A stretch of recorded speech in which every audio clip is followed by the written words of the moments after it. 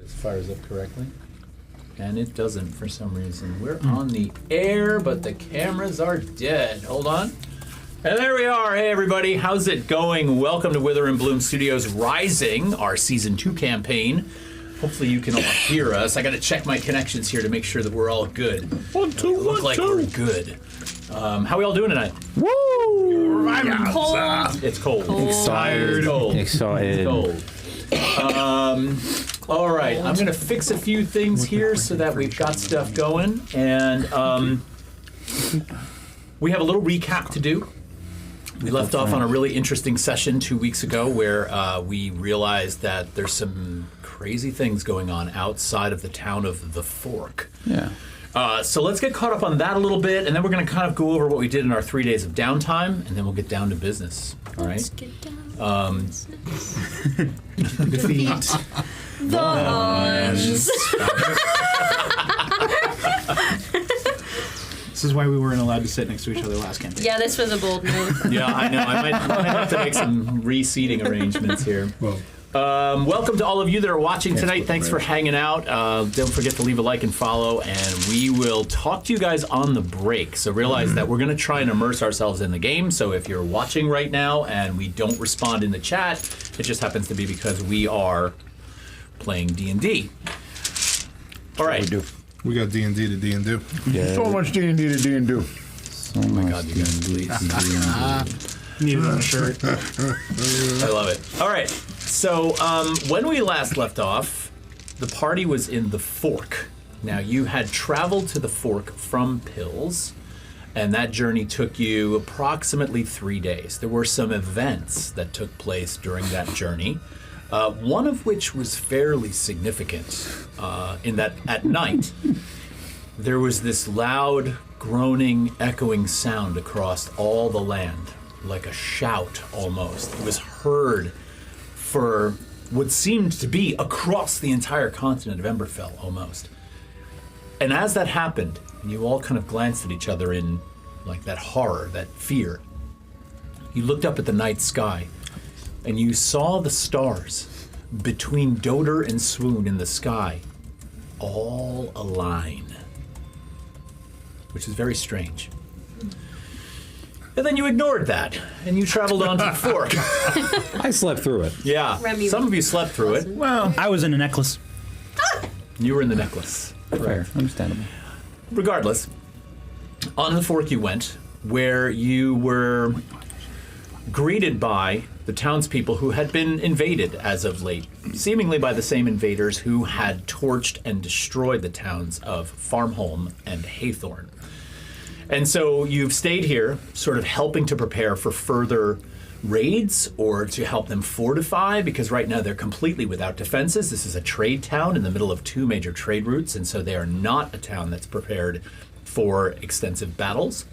And so a bunch of you over the last 3 days have been doing what you can to help. Now, Papillon, you, at the end of the last episode, took flight in the nighttime and decided to fly out and see if you could see anything. Mm-hmm.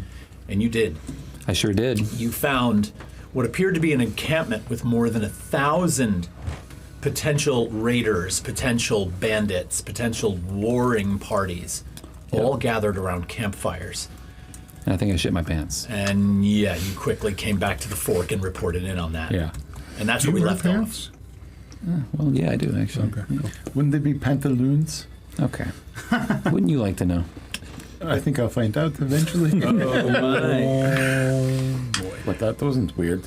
Not at all. I think it was a little All right, so given that you've been back for 3 days, Thrud, what have you been up to over the last 3 days in the town of the Fork? I've been very busy because I did not like the way that the magistrate had been handling things so flippantly and did not listen at all about all the wood and the fires that we've seen and witnessed in the other attacks on these other villages and encampments and towns. So taking stock of the natural lay of the river and the way that it is a little bit of a downhill flow, I decided to recruit all of the help that I could of locally the Fork, I'm sorry.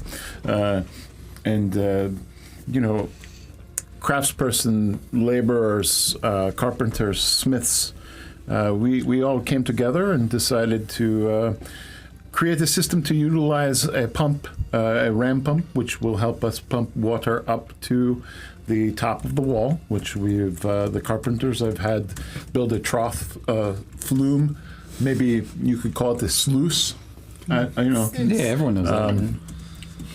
Maybe you wouldn't find as much gold in it, but it moves the water around the top. So and maybe a couple of cauldrons where we could heat said water in case we need to send some boiling water over to the attacking marauders. There's a series of mechanisms within the sluice where we could kind of open that up and allow a sprinkle to go down across all of the wooden walls that were left. You're basically creating a sprinkler system. Correct. Yes. Nice. A hand-pumped, ram pump sprinkler system with some offensive tactics as well. Nice. Okay. Branmorn, what have you been up to in the last 3 days? Okay.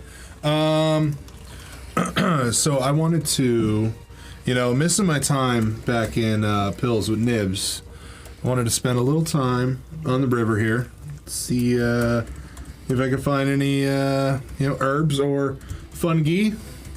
Did I find possibly a local friend maybe in this place that's out foraging, or is this town anything like Pills with foragers, or not really? Well, it probably would be under normal circumstances, but given the fact that the town has been under extensive raids and that there has been just, general chaos, I'm going to say not too many people are hanging out in the woods looking for mushrooms. So I spent a little time doing that, and then I wanted to spend some time after the couple of attacks to, I'm learning a little bit how to, perform basic healings and stuff like that. Okay.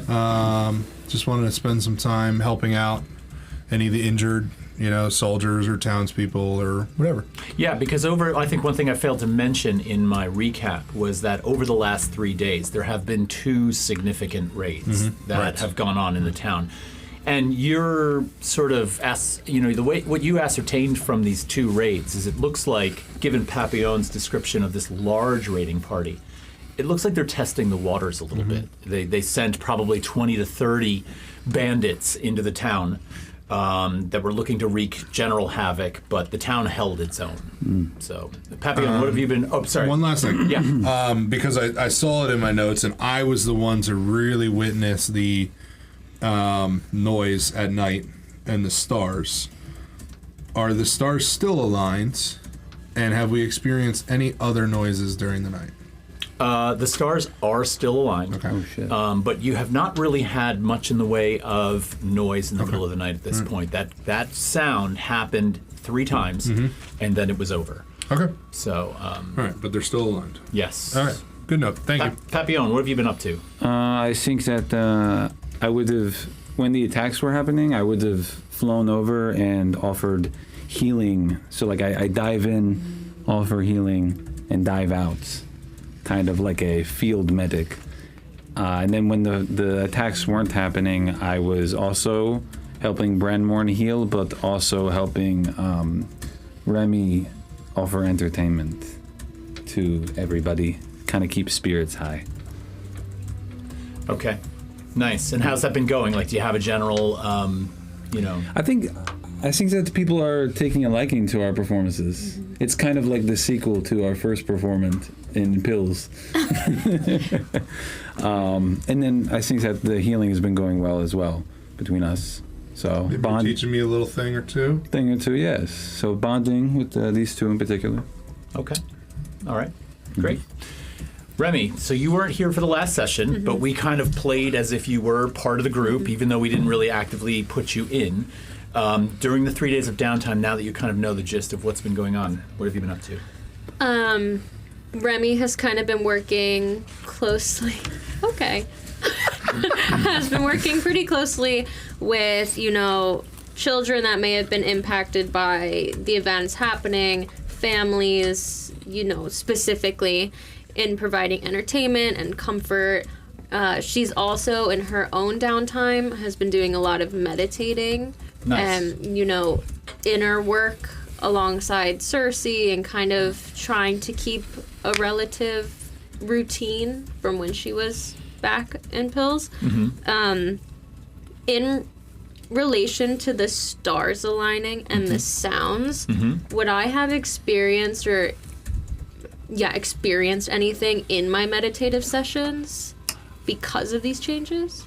Why don't you roll a perception check for me? First roll of the night. Rollsies. 15. I can't do math. I was an You art can't do major. math? No, I have to count on my fingers. That's all you need. I have a +7, so I'm like... Oh, that's good. So with a 15, nothing direct. However, there is a kind of there is an underlying unease that you have about something that you can't quite put your finger on. There is something emanating from the universe, for lack of a better word, but in the totality of all that exists, you are feeling something that feels slightly out of alignment. Something feels off to you. And of course, you have this connection to the mycelial network. You have this family connection to Calagenia. You've got your roots deeply embedded in all that is Emberfell. Something feels strange, yes. Was there ever like a singular passing word? How you can maybe, how when it's like all like kind of swirling by, you might be able to pick up on something? A word? Or like you. Oh, you mean in terms of the voices that sort of emanate? Oh, that comes along with that feeling, or is it really just that like feeling? It's really just that feeling. Okay. I'm going to leave that there for now. So, Electo. Where does it shove peanut butter cups in my Yeah, face? good job. That's perfect. Thank you. Here it comes. I didn't know Yeah. there was peanut butter cups. Oh yeah, well there won't be soon if I have my way. Either way, Electo has been primarily helping out on the combat front. During the two raids, Electo made a point to be at the vanguard, at the front of the pack. She's not necessarily a tanky fighter, but she's fast. So she used that to her advantage. Kind of helped to pick off targets one by one. Was kind of the style that she was going for. But then outside of the attacks, she would lend whatever assistance she could to Thrud's construction endeavors. Maybe she stopped by at one of the little entertainment moments and kind of, almost like how it was in Pills, just kind of like tossed a little druid craft in there and helped kind of like shift the dirts into some neat little image or just something to help and add you guys a little extra flair. Cool. Yeah. You've noticed during the fighting that the fighting amongst these bandit crews that have been sort of moving through, the fighting is rather it's rather chaotic. It's kind of like unhinged. It's really not organized. And so it almost seems to be more about sowing chaos and then checking to see the reaction to that chaos. If I can find something to put on it. It's not militarized, as one would think based on what Papillon said was coming through. Question. Yeah. Would I have been able to keep an eye on the bigger forces? You could have gone out for night flights and looked, yeah. Yeah, I think I would have done that. I don't think I would have been comfortable leaving them out of my sight. Okay. Let's roll a collective not a collective, but let's roll one perception check for the 2 nights that you would have gone out, the 2 extra nights. I got excited. I was like, ooh, roll. Oh, not yet, sorry. Perception? Mm-hmm. 16. It basically has remained the same. There's not a whole lot that you would have Okay. seen. Keep your secret. I am keeping. He's not giving us any bones. Nothing. Not yet. How do we Not yet. feel the 2 attacks? How do we feel the enemies were handled? Like, did a lot escape? Did we kill most of them? How did it feel? That's a good question. So typically what happened in both of those, if you could find a pattern in them, is the raiding party would come. There was a report from scouts that would go out, see them coming, race back into town. And what little there is of town guard, and also paired with villagers that have sort of agreed to fight, people like Electo that are all kind of like gathered, they would race out of the town to try and meet them coming in. Okay. Typically, when the party that was raiding would be reduced to about half, they would split. Okay. Yeah. So. Okay. And in both instances, they only got up to the entrance of the town. They have not gotten into the town yet. Okay. Good to know. Did they bring fire? It seemed as if they had torches and they were ready to start. And there were some areas where the surrounding woodlands were set on fire, but they were quickly extinguished by, various members of the town. Awesome. Through bucket brigade. Exactly. He's a firefighter. Exactly. Sometimes Bucket brigade. if you create the fire, you have to know how to put it out. Of course. Okay. So we are on day 3 since you've been there. All right. What do you think you want to do collectively, given that this has all happened? I think Do we have an agreement? We're gonna stay here for a certain amount of time or something. No. That's really, we were, Offering just defense until this problem is dealt with, right? Okay. We were pretty much told, from what I remember, is they sent some lookouts onto the 2 other towns with no return. Nice. And there are forces coming from North Veritas down to here, like the army or whatever. But it's a we long found trip. that out once we got to the fork, yeah? Yes. Yeah, when we first got to the fork, The mayor of Pills asked us to go to the other 2. Yeah, the mayor of Pills wanted to know what the other 2 towns were like. But since then, the towns have been set on fire. Most likely, what's the funny town's name? Oh, the one in the middle of the woods. Yeah, right? that one's most likely been set on fire also. Chaduk. Chaduk. Duke, yeah. Chaduk. You guys are sort of in love with Shaduk. We're gonna go there. So we are just kind of in waiting. Yeah, I don't know. I don't know what we're doing. I mean, No, I that's- think that's, that is a doing. That is a thing we can do. Yeah, I mean that's the name of the game. We don't know. So we are waiting defense. Okay. Seems like the next big attack is going to be on this town. So Yeah. We know they've been trying. We might as well hold it, Yeah. at least until help comes. we can't hold 1,000 of these people. Exactly. We have the fort. We have air. We have the heights. But this is why we need the army. All I'm saying is, if we're getting attacked by 1,000 people, we're fucking walking out of this town. You're gonna leave them. We don't. Well, I mean, you're gonna abandon them. There's not a lot of You're going to people go here, into your fucking ring? Pussy. I mean, we can try, but See what happens. what is the general population of the fork? Todd? Say again? The population here was like 30, 40 fighters? Total fighters? You mean the ones that are coming in on the raids, or the ones that the town has available? The town has available. They probably have more. I'm going to say they have more like 75 to 80 total. And the general population of this area? It's more of a trade spot. It's yeah? a trade route. So general residents, like genuine residents of the town that are there full time, probably between 5,000 and 7,000. Oh. So it's not super small. There's quite a bit there. There's a fairly robust agricultural economy around there. There's part fishing, it's part farming, that spreads out from the town. So you will have a smattering of farmhouses as you travel out in any of the 3 directions that slowly dissipates. Just a general idea. How big is the perimeter of the fork? Of the overall town? Yeah. You mean if you were to draw a circumference around it? Now you're hitting me with math. This is for Nathan. See, I don't do math I didn't either. ask Nathan's for not circumference. here. Just tell me, is it like a long wall, a short wall? It's a fairly long wall. I mean, it's a fairly long wall, but the mile square, Okay. 2 mile square. I would say no more than maybe 1.5 miles square, somewhere in there, because they are densely packed in there. We've been working our Yeah.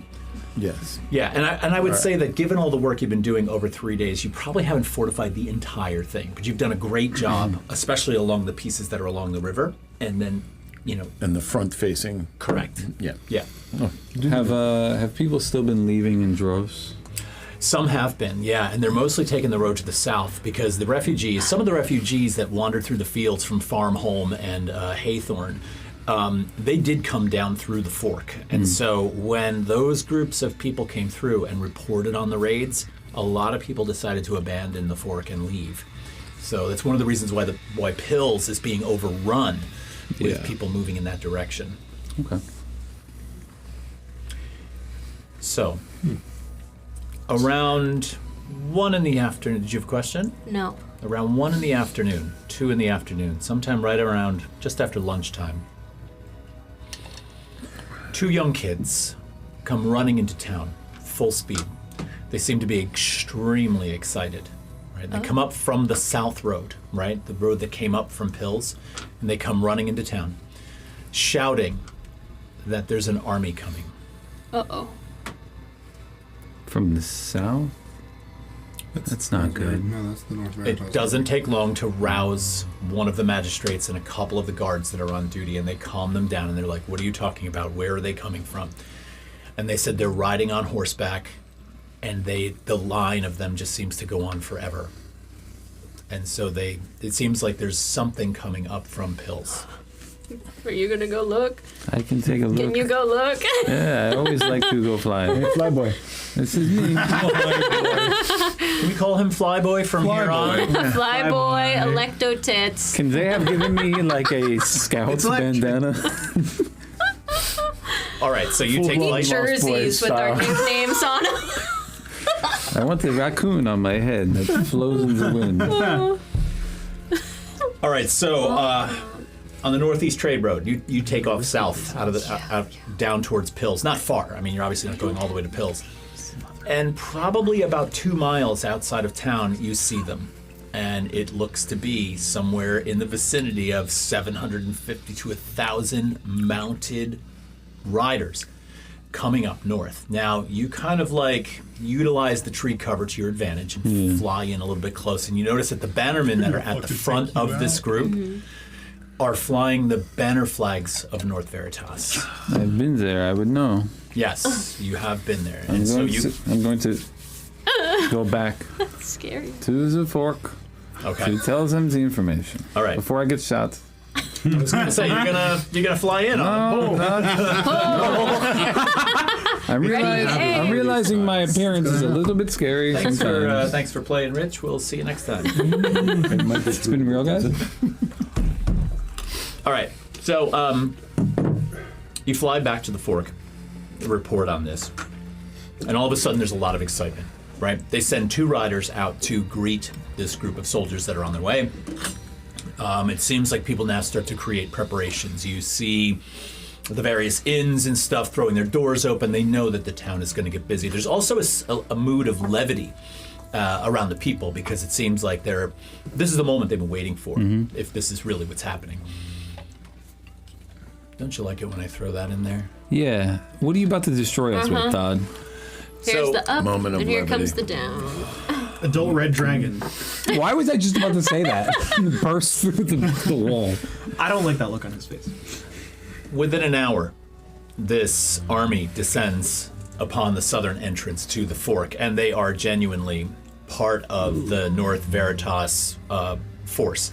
Now, this group, as you're listening, they're part of the North Veritas Emergency Combat Division. This is a group of fighters that's created to be sent out to a location quickly. So they have been riding. They have been riding since the reports came in that Farmholm and Haythorn have been attacked.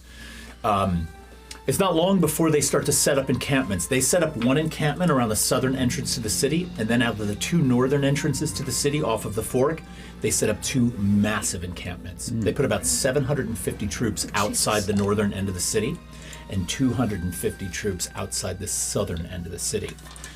And it's not long before small groups of those troops are heading into town. They're drinking in the bars. The restaurants are starting to fill up. Things feel safer. Let's dip. Let's leave. If they're, I gotta say, if they're supposedly the emergency response team, ECD. ECD? Emergency Combat Division. Okay, ECD. If they're part of the ECD, I mean, they should Took them figure out how to long enough. fucking teleport or something. Like, it's been like 7 days. Yeah. Plus, Their response time is it's like 10 days. less than to be desired, yeah. It's a fucking slow response time. Well, you have to realize North Veritas is a really long distance. I said they gotta figure out how to teleport. Well, sure, but I would say without that, the response time is kind of fair. wizards or something with the Could I? ring. Portal after portal after portal. I mean, Really quickly. I have this feature that I totally forgot that I can be using. Called Whispers of the Dead. Nope. Oh, here we go. Whenever I finish a short or long rest, I can gain 1 skill proficiency of my choice as a ghostly presence shares its knowledge with me. Wait, read that again? Echoes of those who have died cling to you. Whenever you finish a short or long rest, you can choose 1 skill or tool proficiency that you lack and gain it as a ghostly presence shares its knowledge with you. You lose this proficiency when you use this feature to choose a different proficiency that you lack. Oh, I see. So you're trading one for the other. I thought, well, inside of a week or 2, you're going to have all the skill Everything. proficiencies. Yeah, no. Yeah, I haven't chosen one yet. So really quickly, Silvery barb, and that's out. what? Don't pay any attention to them. Okay. Hecklers. So I am going. I kind of in the night. I dream of a thief long dead, and gain proficiency in investigation. All right. So you bring it closer? Touched it with my bare hands. What's that make your proficiency modifier? It's the +3, but for investigation, I just have a +3 because my intelligence is 10. Oh, not your proficiency. I meant investigation. It's what now? It's +3 now. Okay. All right. What were you going to say, Papillon? This might be a good time to check on the other party. The enemies. You want to go back out? I mean, with this place very safe, I'd just take a look. It is sort of still daylight, so you could possibly get a better look if you decided to go up at daylight. You've always gone up at night, and so you've seen everything by a distant firelight. But just with the army coming, I think that it's a good time to take a look. Okay. Now remember, it is quite a distance. It's a couple hours to fly out there, but you should be able to still make it while it's Going light. to stay high. You're going to stay high. Stay high. All right. Okay. You take some time. The rest of you I'll get to in a second. You take some time to fly out there, and you're circling around high in the sky now. Yeah. You're looking down. Give me a perception roll, Yeah. if you would. What'd you get? A 1 or a 2? Holy shit! We need dice cams. Put that I think. away. Beyond in the sky, you can fly twice as high. Take a look. It's in. 20 fucking 5. I see everything. Okay. It's me. Now yours, to be fair, you're high off This the guy. ground. You are high. You always want to preface with some bullshit. Bruh. He's gonna take everything away from you. You see nothing. Nobody's there. The fire's out. Like 25 becomes a -25? A seagull smacks you in the face and you can see nothing. oh no. Oh no. Todd, no, don't do this. No, I do not want. Oh my god, a double lick! Yeah, fight with the DM. No, it's not. Can I have a moment, please? Okay. Yeah, take your time. Don't. Just think about all the things. I have a that lot we- of notes here. Hang on. Okay. Do you remember Sundays? We have fun together. Sundays don't matter here. This there is a high-level Tuesday. caster This in is that party? Tuesday. How high up are you? Down, You're gonna baby. fall.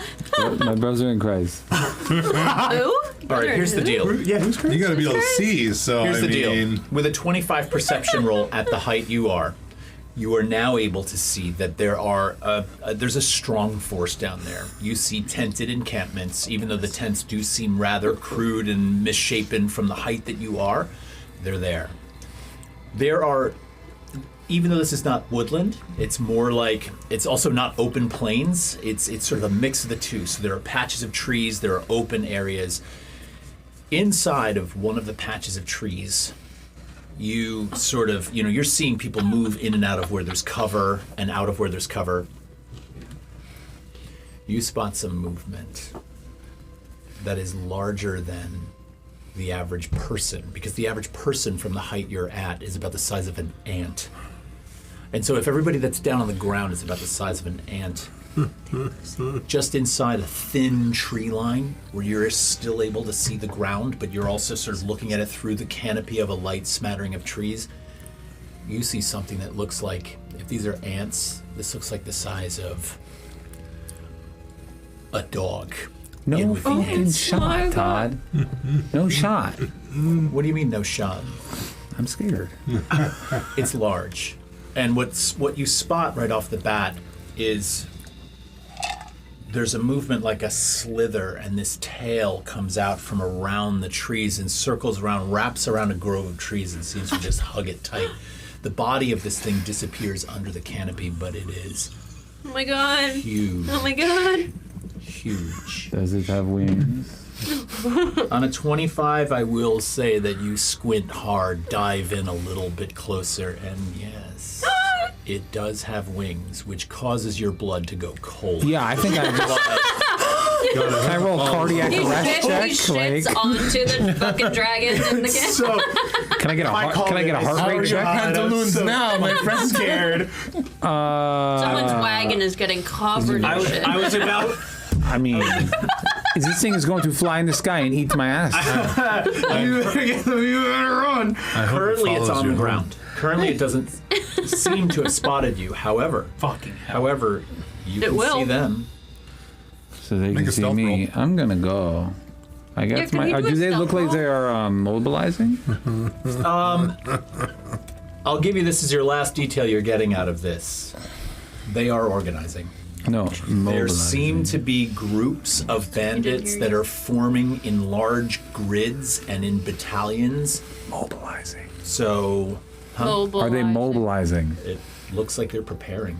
Hooray! Thank Just give me you. a general stealth roll. We don't have to do that. No, we don't have to do that. You though. definitely have to now. No, guys, no way. No, wait, you have to but, do it. Do you but want hear a me big out. die? Do you want a big die I against don't want big that die? big die. I Big got. die against big die. No, I got this. I'll die with a small one.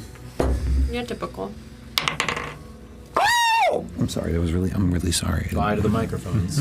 Stealth? You want a Sorry, stealth viewers. check? Yeah. You want that stealth check? You still want it? I hope his is higher than yours. 27. 27.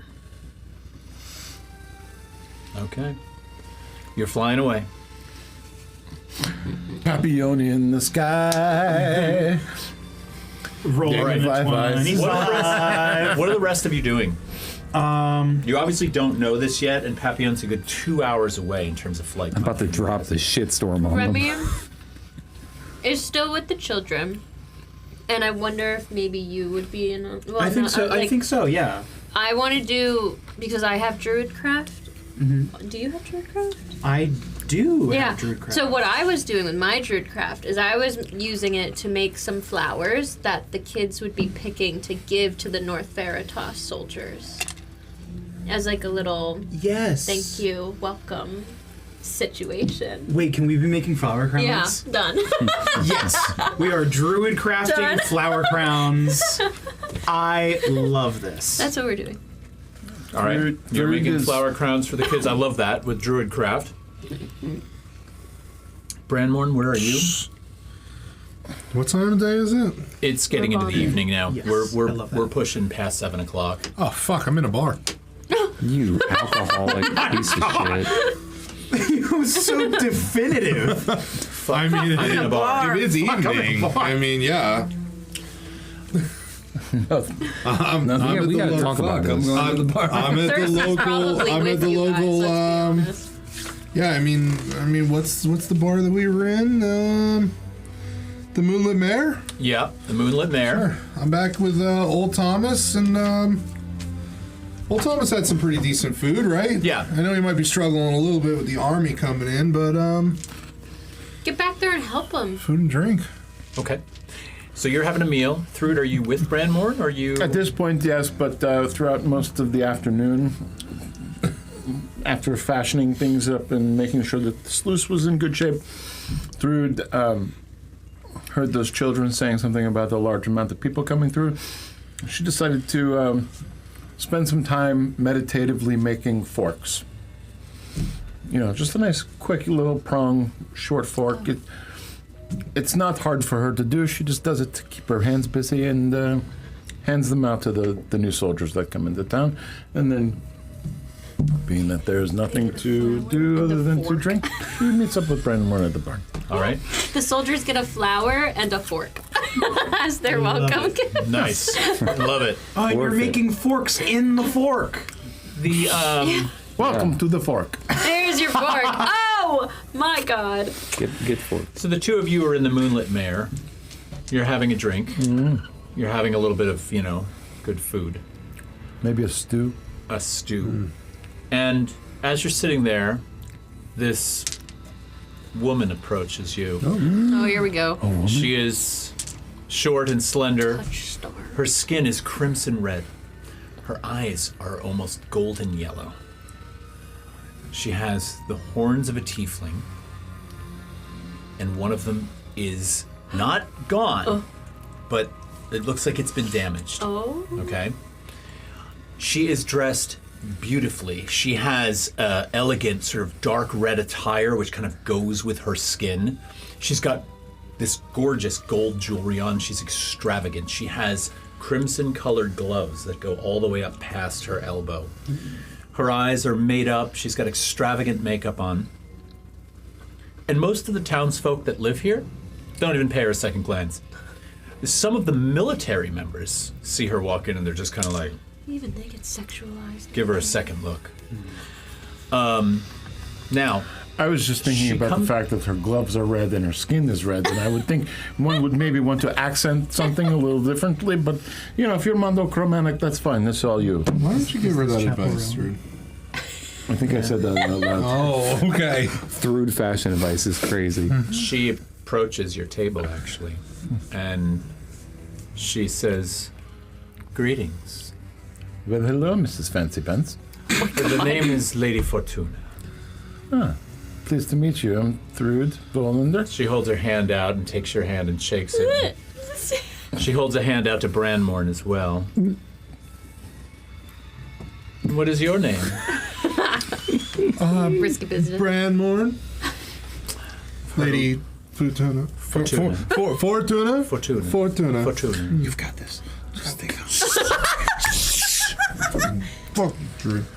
I've heard a little bit about you, Branmorn. Oh. Imagine this is his patron. From? Well, somebody might have mentioned to me that you've learned your way around some mycological endeavors and you've been making some little potions and things. A little bit, yeah. And what do you know about the more hallucinogenic varieties of mushrooms? Are you gonna Well, there drug was deal that right one now? time Are we that you drug did dealing that. in a bar? That was good. I liked it. Yeah, there was those yellow spotted ones that we found back in Pills. Very pointy. You shouldn't use those to cook. And then Nibs did tell me about this other one that I was going to pick that he said would not be a good time. Right. A little bit.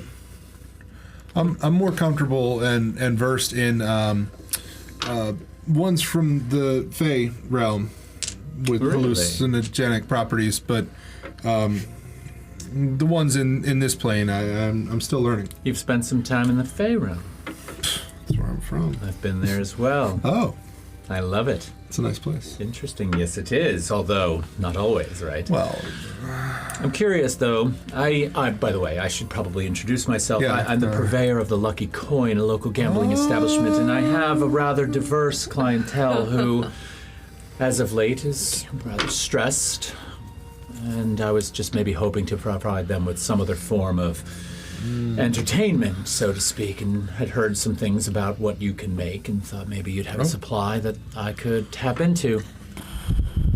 This could be good for you. Yeah?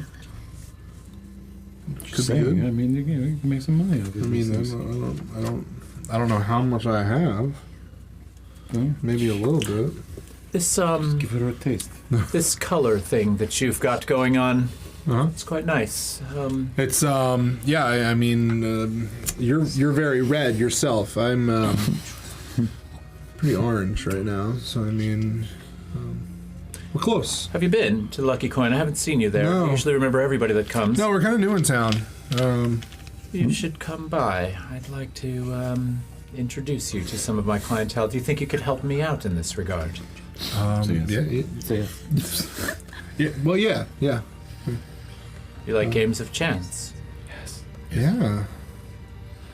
A little short coined right now, but sure. I'll front you. Wow. It's awfully generous of you. What was your name? Thrud again, correct? Thrud, are you going to join? If I have to, I mean, maybe I'll go and look around a bit. But I think you're a woman of chance, aren't you? I like a game every now and again. You know, maybe a little Sudoku Good or times. something like that. I don't know. Not a shopping episode. Sure, I've been one to maybe play the ponies, as it were. Okay. Didn't you win last time you played? That drinking game? Well, that's a drinking game. Sure, let's go. Are you there? No. No, you're still Thrud's flying. talking to herself in Neither her are head. either of you, by the way. know, You're making I a lot know. of noise. We could, sure.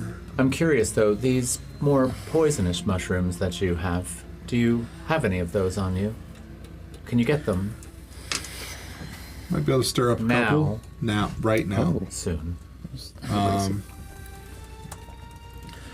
Do you have what kind of need do you have for those types of things? Let's just say that occasionally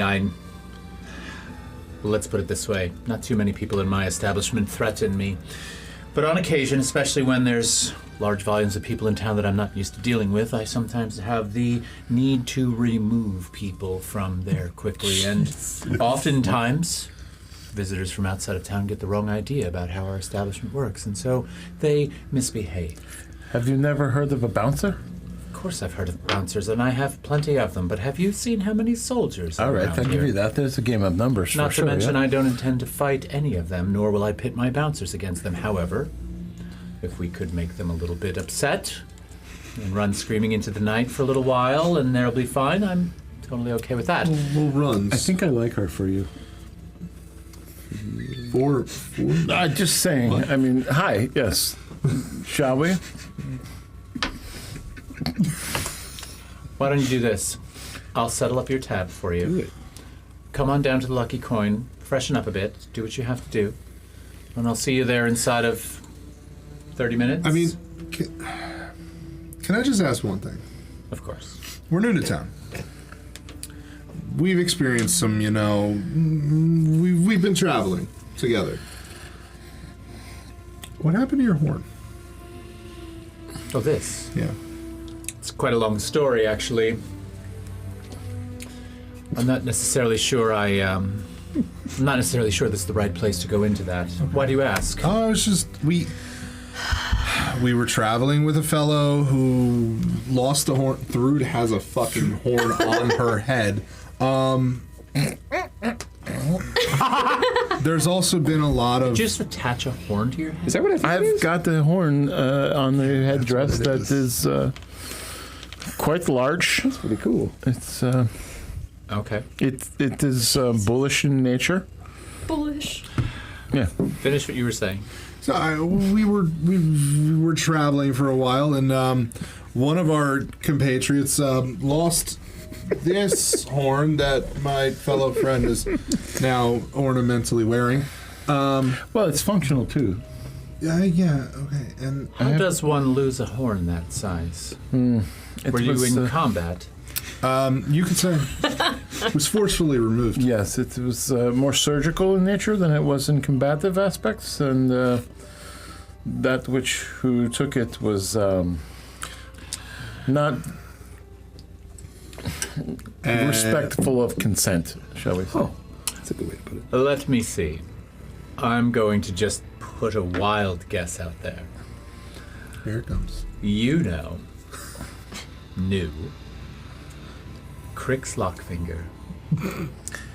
Yes, we do. An You old, could say new. an old client of mine. I know Oh, client. client. Yes, I knew him well.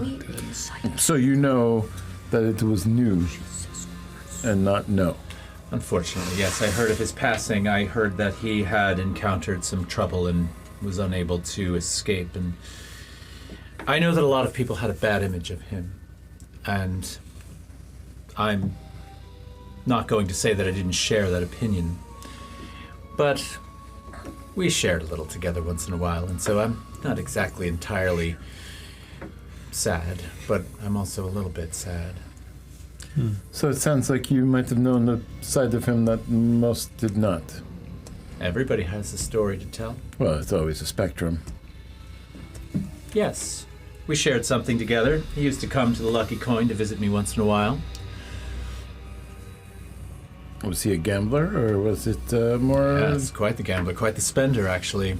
Bought me quite a few things along the way. Sugar daddy. I'm not going to say that I didn't fancy him as well. I'm not I knew- getting far with 20 gold. He's got riz. It's okay, we'll work on it. Sorry. Parlay. Rest in peace. Parlay. Well, I mean, if I have other things that she's willing She to wants take, to- I mean, okay. She wants your shrooms. We might have a deal. It doesn't matter. Lucky how coin. many hours. Half an hour. So. I'll see you then. Okay. Very good. We'll talk more, don't worry. Okay. Over to you guys. Is that in spite? Okay.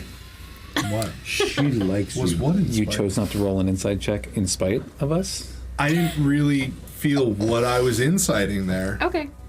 Olivia's screaming across the I'm table. not She's screaming just, anything. she's just cool with Crix Lockfinger. That's I didn't cool. scream you know? anything. Anyway, What are we up to with the druid craft, or what have you moved on to? we probably would have finished up what we were doing Yeah. I mean, as it was getting late anyway. Yeah, I think as it nears like some of the youngins' bedtimes, we'll probably No. like Wrap it up. wrap it up. We probably would have known where they were going at the end of the night.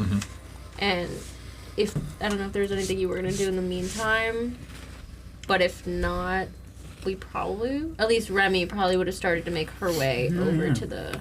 I would also follow say, you. I would also say that since these raids have been going down, you have all kept tabs on each other's Yeah. locations for sure. 100%. Yeah, I think I'll probably follow you. We're headed over to the The Moonlit Mare. Moonlit Mare. It's a Okay. really Do great we tavern. see, or like, is there anything that happens along the way?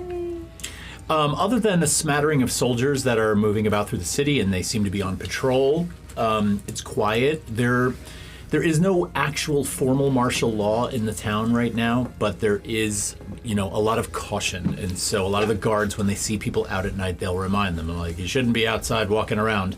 But it's not a formal ruling. Okay. So, I have a question. Largely, possibly due to the place of the institution of the aqueduct and all the water stuff happening around, or if there are like any frequent like puddles or anything. Electo would get into the habit of infrequently, as she sees them, druid crafting water lilies into the little puddles. okay. Okay. Yeah. Which kind of does leave a nice trail behind you. Yeah. Okay. So it's not long before you're at the Moonlit Mare, before these two leave, but probably after Lady Fortuna has left. So Okay. you're kind of like catching them just as they're getting ready to take off. Leaving so soon? Yeah. What's new? Someone might You're dead. have a I date. rolled a 27. So, in my scouting the past couple of days, would I have possibly come across any of the mushrooms that Nibs pointed out to me that make you fucking bleed from every orifice out in the woods? Roll a nature check for me. Oh, those nasty Bojangles. I'll tell you what. Every You can pore either. and your body starts to pour Not the out bow blood. I'll let you either do nature or investigation. One of the two. I'm picking investigation. We're going Typical. with- Hey, let's go with the mushroom die. Oh. As we go. Yeah, Oh, that's cool. That's a really cool roll you did there, man. That was cool. That was a tight 7 right there. So while the answer to that would be no, Fine. given a lot of the combinations of things that you've been mixing up to sort of enhance certain medicinal properties, you did not find mushrooms that would directly do that, but you found combinations of things that could definitely turn someone's stomach. They're not going to bleed out of every orifice. That would ask the druids to do with something because your new girl wants the heavy. You're a girl. You Little girl, quick. if Girl. They just make them magically. I don't know if they're gonna do anything. What? What? What in the vein? What did we miss? okay, so this I think she was a tiefling, yeah? tiefling, yeah, red, Yeah. very red, fairly attractive. That's our boy. Okay. Is he blushing? Yeah. Maybe So you match. you can't tell I'm orange, okay? I'm You also can't not tell I'm here. So blushing. it's fine. But you like blush like a blue color. It's a little, purple. yeah, it's like Yeah. it's like Purplish a blush, so, Yeah. kind of like I kinda inversion. Yeah. She is the purveyor of the Lucky Coin. We haven't visited Lucky Coin, or at least Thrud and I haven't The visited lucky coin is what? It's a gambling establishment in oh, town. right, Casino, yeah. right. Okay. We're going. Oh, with Whether- what money? I've got a little bit of coin. Yeah, I have a little bit of coin. I mean, hey, a little bit can get you.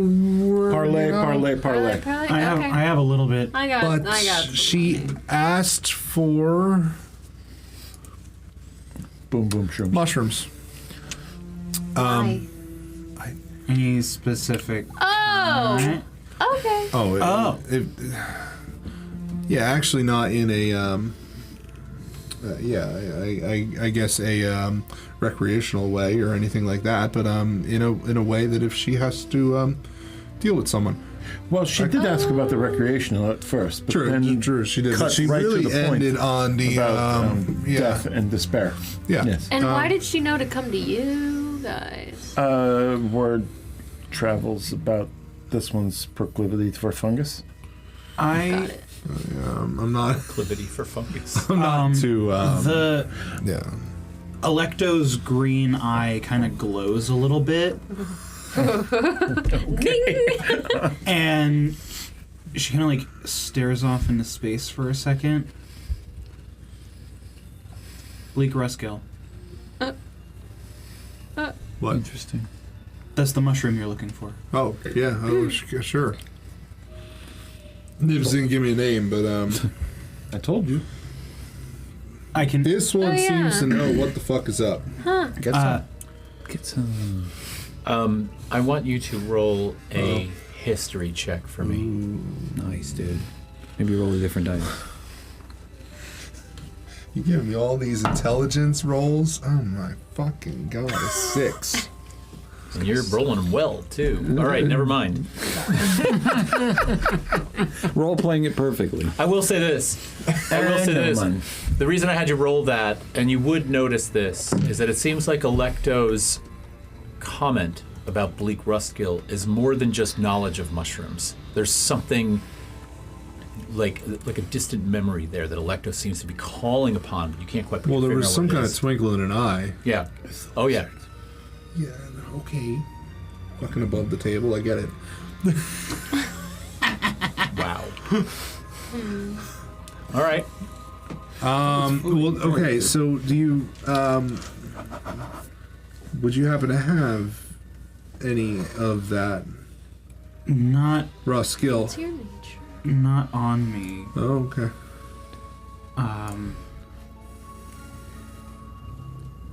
I mean, I can help you try and find some.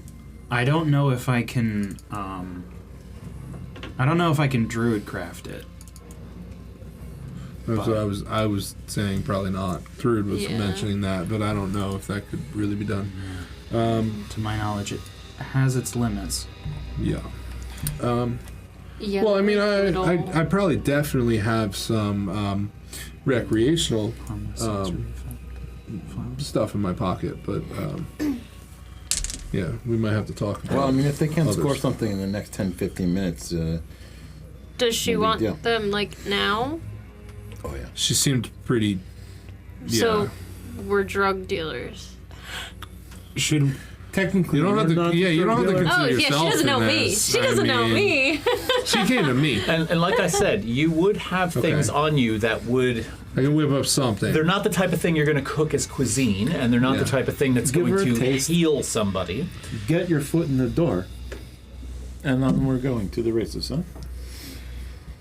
What races? Do they have There's pony got to betting be here? dogs or ponies Pony or betting? rats or something. Let's go. Oh my god. Go bet on Enter rats. me as the pony and I'll win. You think you're a better pony than the other ponies? Yeah, I know I'm about. You're not here.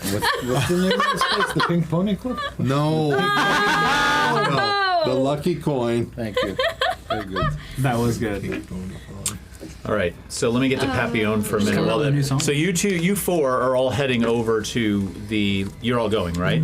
I mean, are we gonna look for poison shrooms first? No. You no, have- well, I don't know. He spoke for us. Todd's like, I don't, You don't want to be late. I think she seemed pretty. She wanted to kind of have a meeting. I think I can whip up something enough for now. Could I really quickly?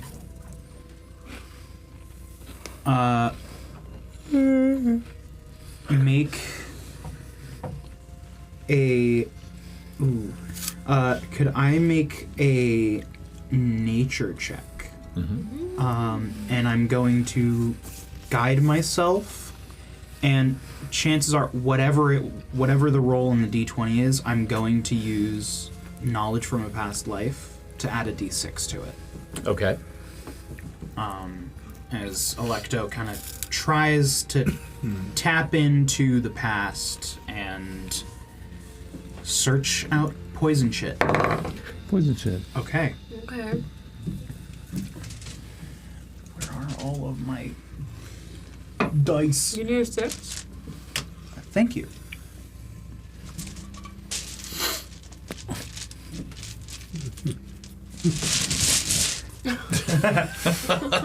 I like my dice bag. All right, guidance, huge, Huge. Okay. Bigly. 17. Don't ever say that again. 17? Yes. All right. What is it you're trying to ascertain with this nature check? I'm not gonna say that I'm like trying to sense the direction in which I can find poison stuff, but I'm kind of like, in the time that I have spent around the fork for the last couple days, not only just at work or fighting, but just taking in the space, as well as the time that I've spent now with Remy out in nature, was there anything that I have noticed that might be of either of a mushroom variety or of a poisonous variety, or both if it shakes out that way? Well, on a 17, and the fact that you're a druid, the answer would be absolutely yes. Because you've been out of town running around with people, helping to attack, and you've been, at the front lines, you've been doing a lot. And so your natural sort of observational skills in nature would have pointed out lots of things. None of them are in town because it's a densely packed town. So there's not going to be much in the way of poison mushrooms growing in and around a village or a town. But when you would leave town, you would see things. But they're not close by. It's not like you could just dart out the city gates and 5 minutes later be back with a bag of poison mushrooms. Yeah, not an easy fetch quest. Right, exactly. But would we know that they've got an idea? Oh, yeah. Yeah, and you could have expressed this. Yeah, 100%. I mean, Would I have also known? Like, Let's go because see we her, bro. would probably have been most together. likely, yeah. I Okay. think I might have a few spots in mind that we could check, if you've got the time. I'd be happy to help. Maybe not immediately, but let her know that you've got a couple lines, so a few irons in the fire. All right. So maybe in Give the her, morning. give her Maybe your in the rock. morning. Well, we go now. Yeah, I have a little something now. Give her your rot gut now, and Dude, my rock gut. see what And why is this all of a sudden my girl? I'm. Because Blue What Sheep, is this? you're out here and you're blushing and you're giving her Damn. shrooms. I don't know. She Sounds like romance She to kind me. of targeted you, not me. I just introduced myself. She had heard about you. She did. She heard about me. knew. She, I guess I'm making some kind of name for myself here. apparently. So Ooh, I'm about to make a name for roll myself. with it. What can I say? Sir. All right, You're so just off in to the the lucky sky. coin. Sure. Coin. To the coin. Are we going?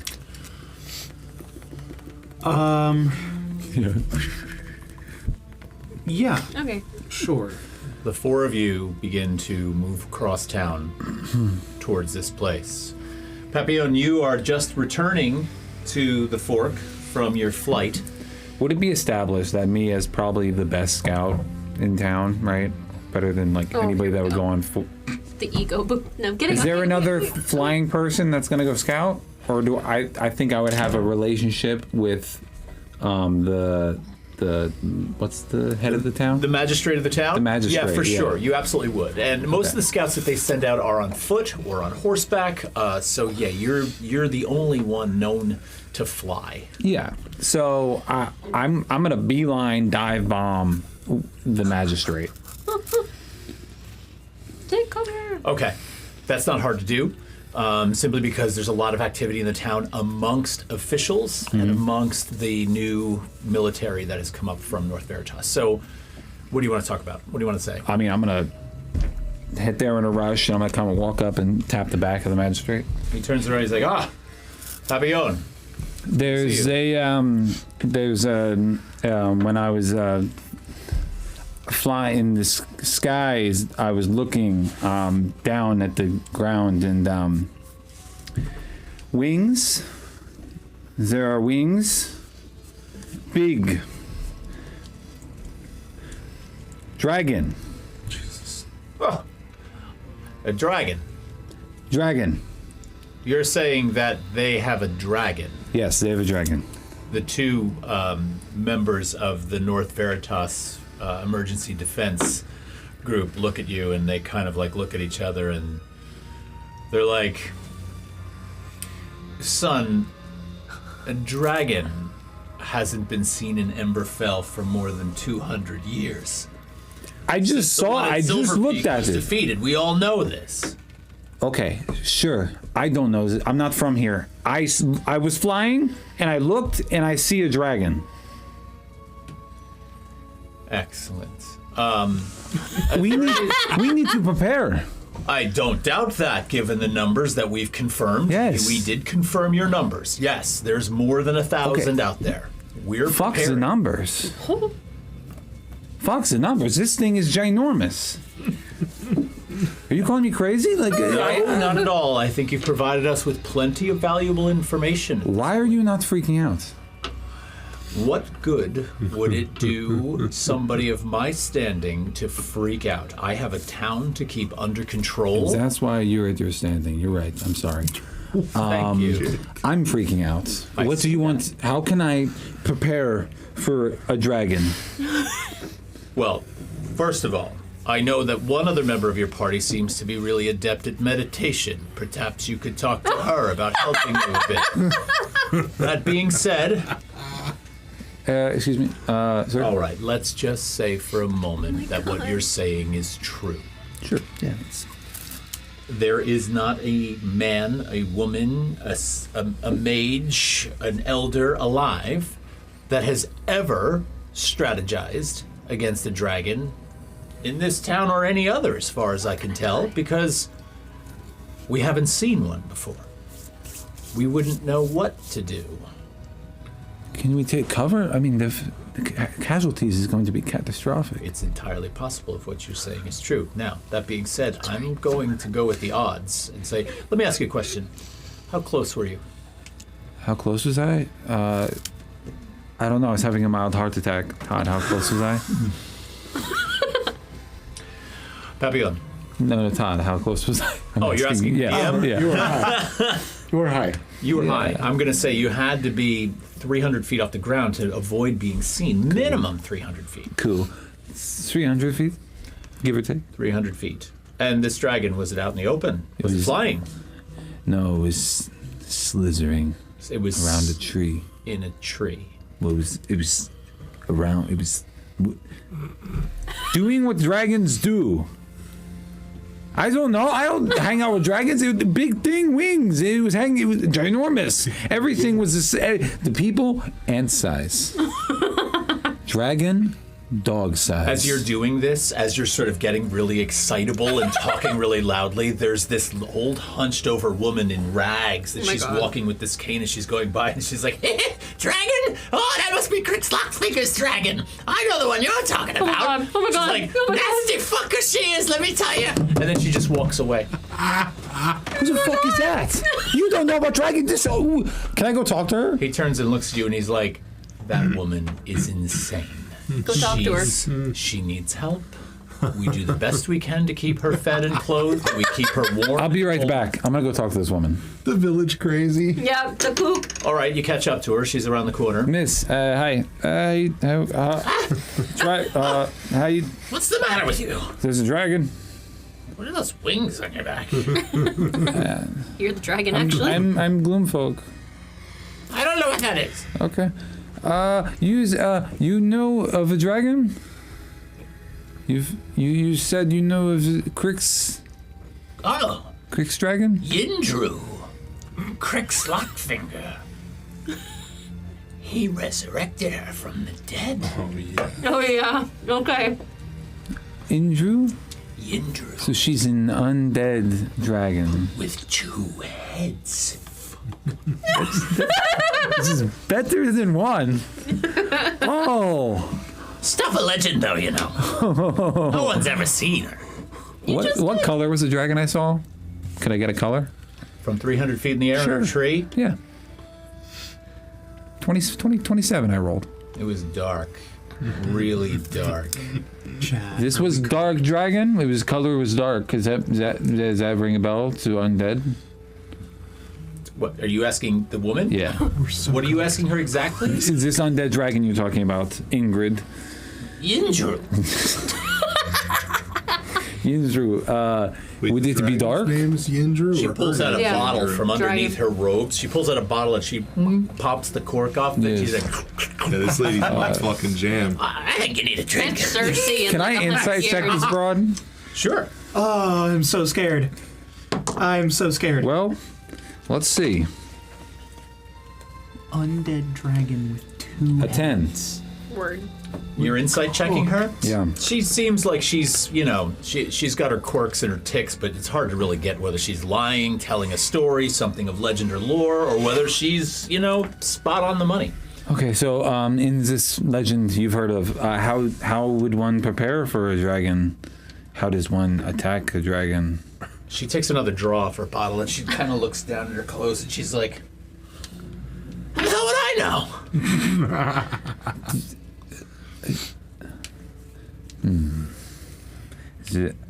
Can you, Look, honey, let me tell you something. She reaches up and she puts her arm around you and she kind of touches your wings and she's like, that's weird. I think they're pretty. Are they like fleshy? You need to just relax. It's gonna be okay. Thank you. You're very kind. Like, You're gonna go home now. Yeah, I gotta go home. Where are you at in case I need information? I live here in the fork, wherever I can find a place to sleep. oh. Oh, you're homeless. Well, that's a matter of perception, but Oh, you're a wanderer who chooses to sleep where they want. sure, whatever you want to call it. I'm gonna leave now. Goodbye. She kind of like hobbles off. I'm gonna go back to the magistrate. Okay. They're still standing there chatting, and as you approach, they kind of like glance at each other like, Crick's Lockfinger has resurrected a dragon named Yindru. that's a tale.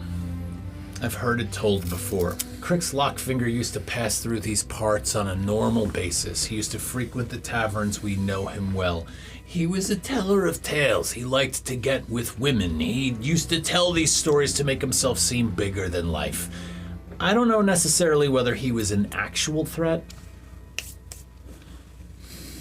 Is there anything I can do, or should I just twiddle thumbs? We have 1,000 troops from North Veritas right here. Are they fireproof? I don't know. Are you guys fireproof? They kind of like laugh a little bit. And then they kind of like walked away. And the magistrate's still standing there. He's like, listen, if you could do me a favor, let's say you're right.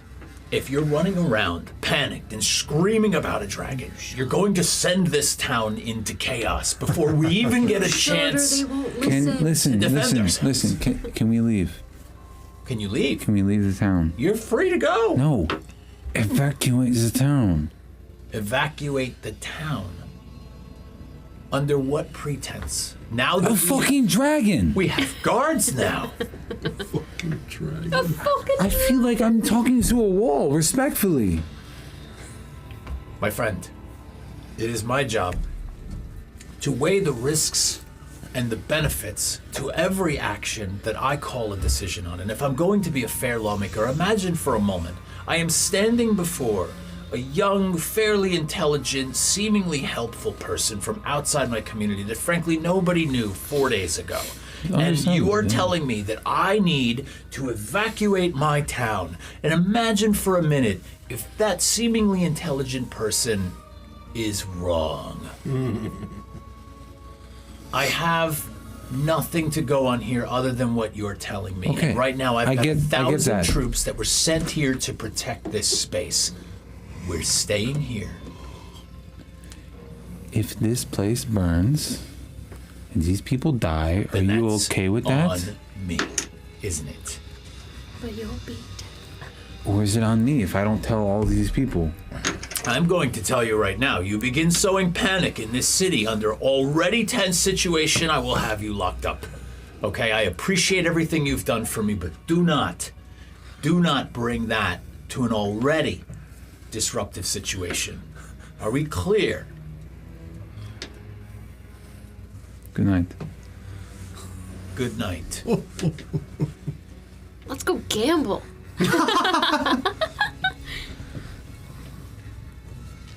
Great. Okay. I don't know where these fuckers are. That's we didn't establish that we were meeting anywhere. I don't know where you are, so I can't metagame. So I don't know where they are. I would like so to where join the would you party, go? but it's fine. But anyway, I'm paranoid. I'm gonna keep watch, see if I see a fucking dragon flying in the sky. Okay.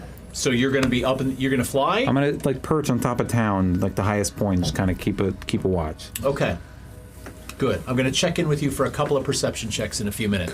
Cool. The four of you arrive at the Lucky Coin. And when you arrive at the Lucky Coin, you find that it's not exactly on its exterior what you expected. It looks like any other town shop. That being said, there are gentle lights on inside, and it appears to be like a general goods store to some degree. Speakeasy. So you walk in the door, and there are, in fact, games of chance, but for sale. So you notice that there is this glass counter to the left as you walk in, and it's filled with all kinds of carved bones like dice, and there are decks of cards, and there are these little bags of marbles in a tray that seems to be in a grid, some kind of gambling system, so to speak. There are an array of colored chips in different cases that you can buy. And there's a slender man behind the counter in a nice white crisp shirt, black armband on, hair slicked back, and you come inside and he sees you and he's like, welcome. It's getting kind of late, but I can certainly help you. Are you interested in purchasing something to play? Can I do like a perception check or an investigation check to see if there's anything that looks like it could be a door? Yeah, go ahead. Roll a perception roll. It wouldn't be investigation. Okay, great. I'd hoped he said that. 17. 17? Yep. I mean, you look around the shop, and there's certainly a door that looks like it goes into a back storeroom off to the side, but there doesn't really appear to be anything that's other than that's really obvious. Is there like a bookcase? Because I'm just gonna, as I'm looking, I'm just gonna touch all You're the gonna start books. pulling out the books. I'm just gonna pull out all the All books. right, so Remy's going around looking for the typical door-opening devices that might be hidden. You haven't found anything Okay, yet. but that's what I'm doing. I'm touching. Okay, I'm and touching there is a bookcase full of Okay. books there on a variety of topics around card playing and different types of chance operations, those sorts of things. touching things. I love touching things. Well, I don't know if I was in the market to purchase anything. The touch. But maybe your boss came and visited and told us to come over here. And who might that be? Miss Fortuna? Are you by any chance Branmorn? Well, yeah. I mean, it's hard to miss me. I told you. He looks around and he's like, I was told there'd be 2. I didn't expect 4. Oh, These are friends.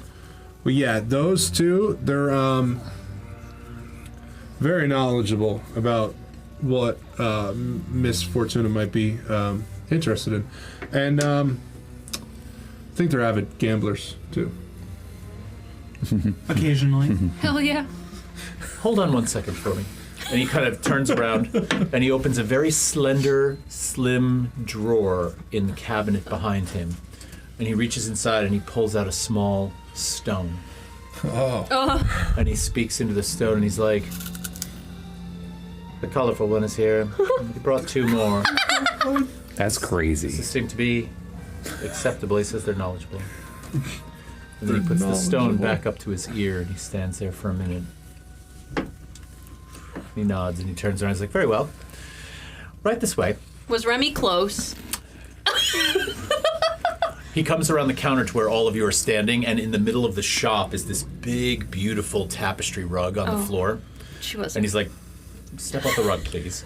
And he grabs the rug and he peels it back, and then he presses this wooden depression thing that goes down into the floor like a spring, and when it comes up, the entire floor in this spring-loaded platform comes up Sick. and reveals this double-wide staircase that goes down into the floor. That's fucking And crazy. this perfumed smell rises up out of the space. It's Y'all a are combination of oils that seem to be perfumed, as well as pipe smoke and a variety of fucking things. And loaded, yeah. immediately you hear the sounds and the sort of ambient sounds of what appears to be a rather well-populated establishment down Remy's below. gonna push back all the books that she pulled out on the bookcase. Nice.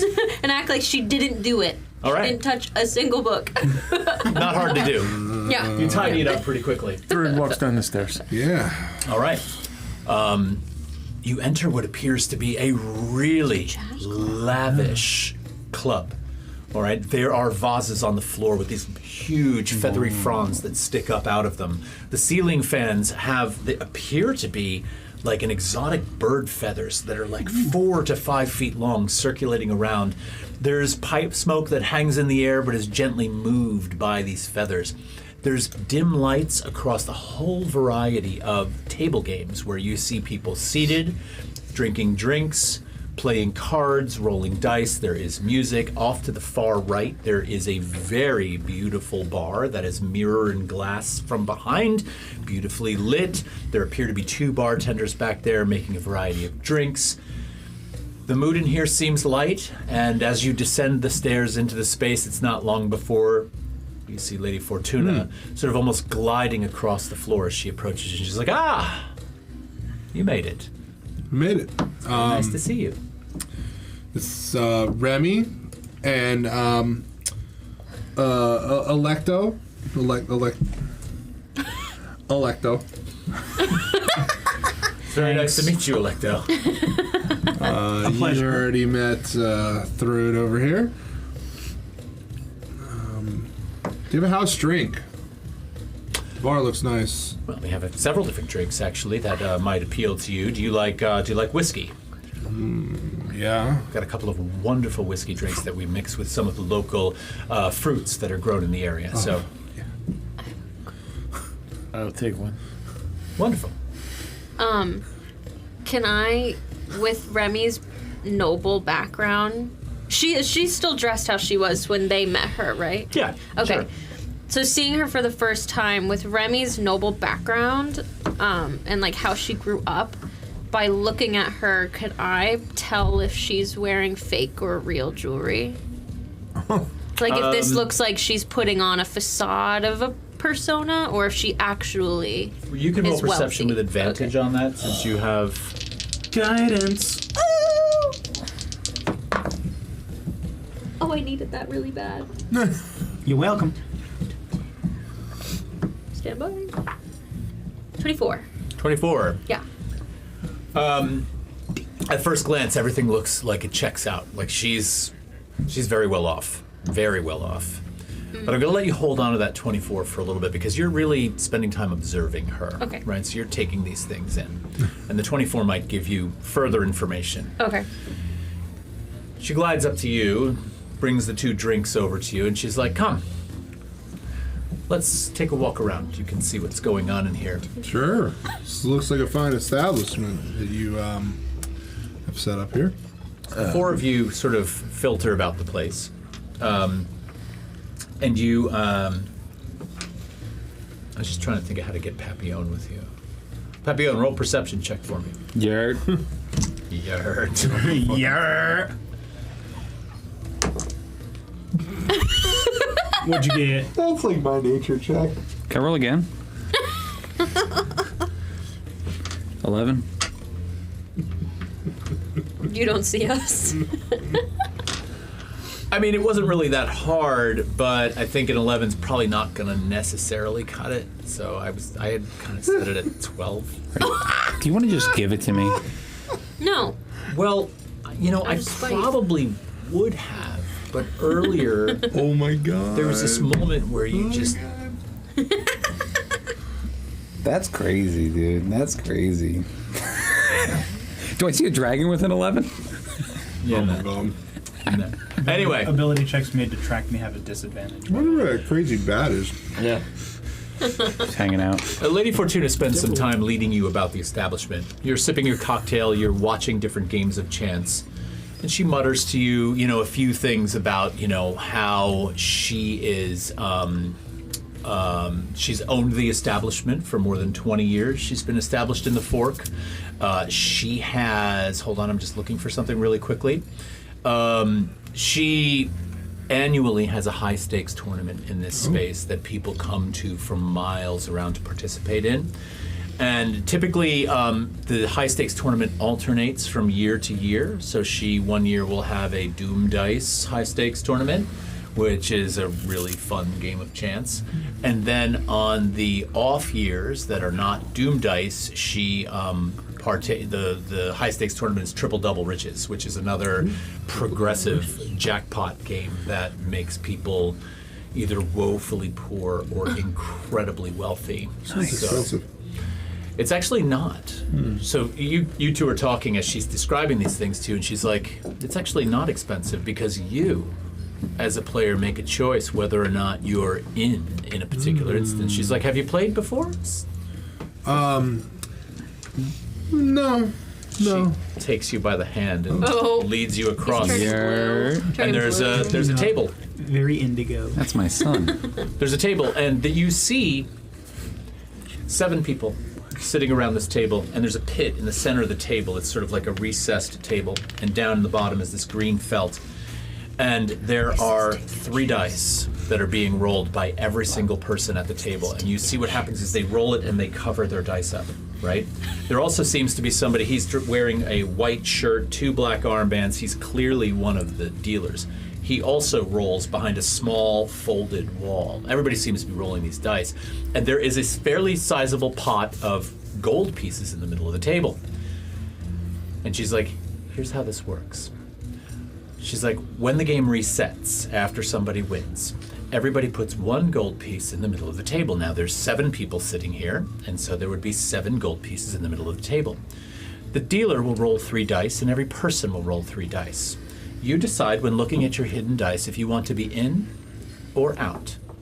You can get out with no consequences whatsoever. if you think you have the best hand with your dice. Now, your hands are either a high die, a pair, or 3 of a kind. And if you think you have the best hand, then you would stay in. But if you don't think your hand stands a chance, then you would stay out. Now, if you decide you want to be in, you hide a coin in your hand, put it under the table, and then all at once the dealer will call for coins. And everybody says 1, 2, 3, and we open our hands. If you have a coin in your hand, you are in. If you have no coin in your hand, you are out. Anyone who's in reveals their dice. The highest winner, the highest hand, wins and takes all the money in the center of the table. Anyone who was in and lost has to match what was in the center of the table. So let's say 4 people stayed in a hand. Well, one person's taking the 7 gold, and 3 people are putting in 7 gold. That puts 21 gold pieces in the middle of the table. Oh my god. And we go again. That's crazy. Are you seriously about to gamble without me? Now, the beautiful What thing kind about of dice do we You use? know how Your much I roll, love not mine. gambling. You know, there's a hotline for that. I did. That is fairly expensive. But here's what happens. Let's say for a moment. How much? Let's say for a moment You would that like you to know. decided you were out. All right? If you were out, Remy has a sizable amount of. you're in on the next hand. You don't lose, right? You get to play again. You get to decide on every one if you're in or out. Now, the only time you actually ever are completely out of the game is, let's say, only one person decides to coin up and stay in the game. Well, they check their dice against the dealers. Ooh. And if they've won, they take all the money, and we start over. Everybody puts 1 in. Simple game. You would have asked around I love you. as to I love you. where your people were. And about 45 minutes into their visit with this place, you have tracked them down. All right, cool. How do you get downstairs? Can I stumble downstairs because I'm trying to like, what am I doing? I've had a drink, a singular drink. I don't drink. I don't think I drink ever.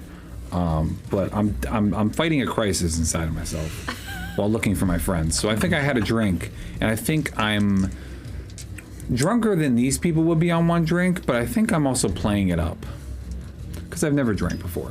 So I'm like, Oh, you're doing that thing a high school kid does when they sniffed a beer and Yeah. say, oh my god, I'm so drunk. yeah. I'm gonna kind of like come up to the table.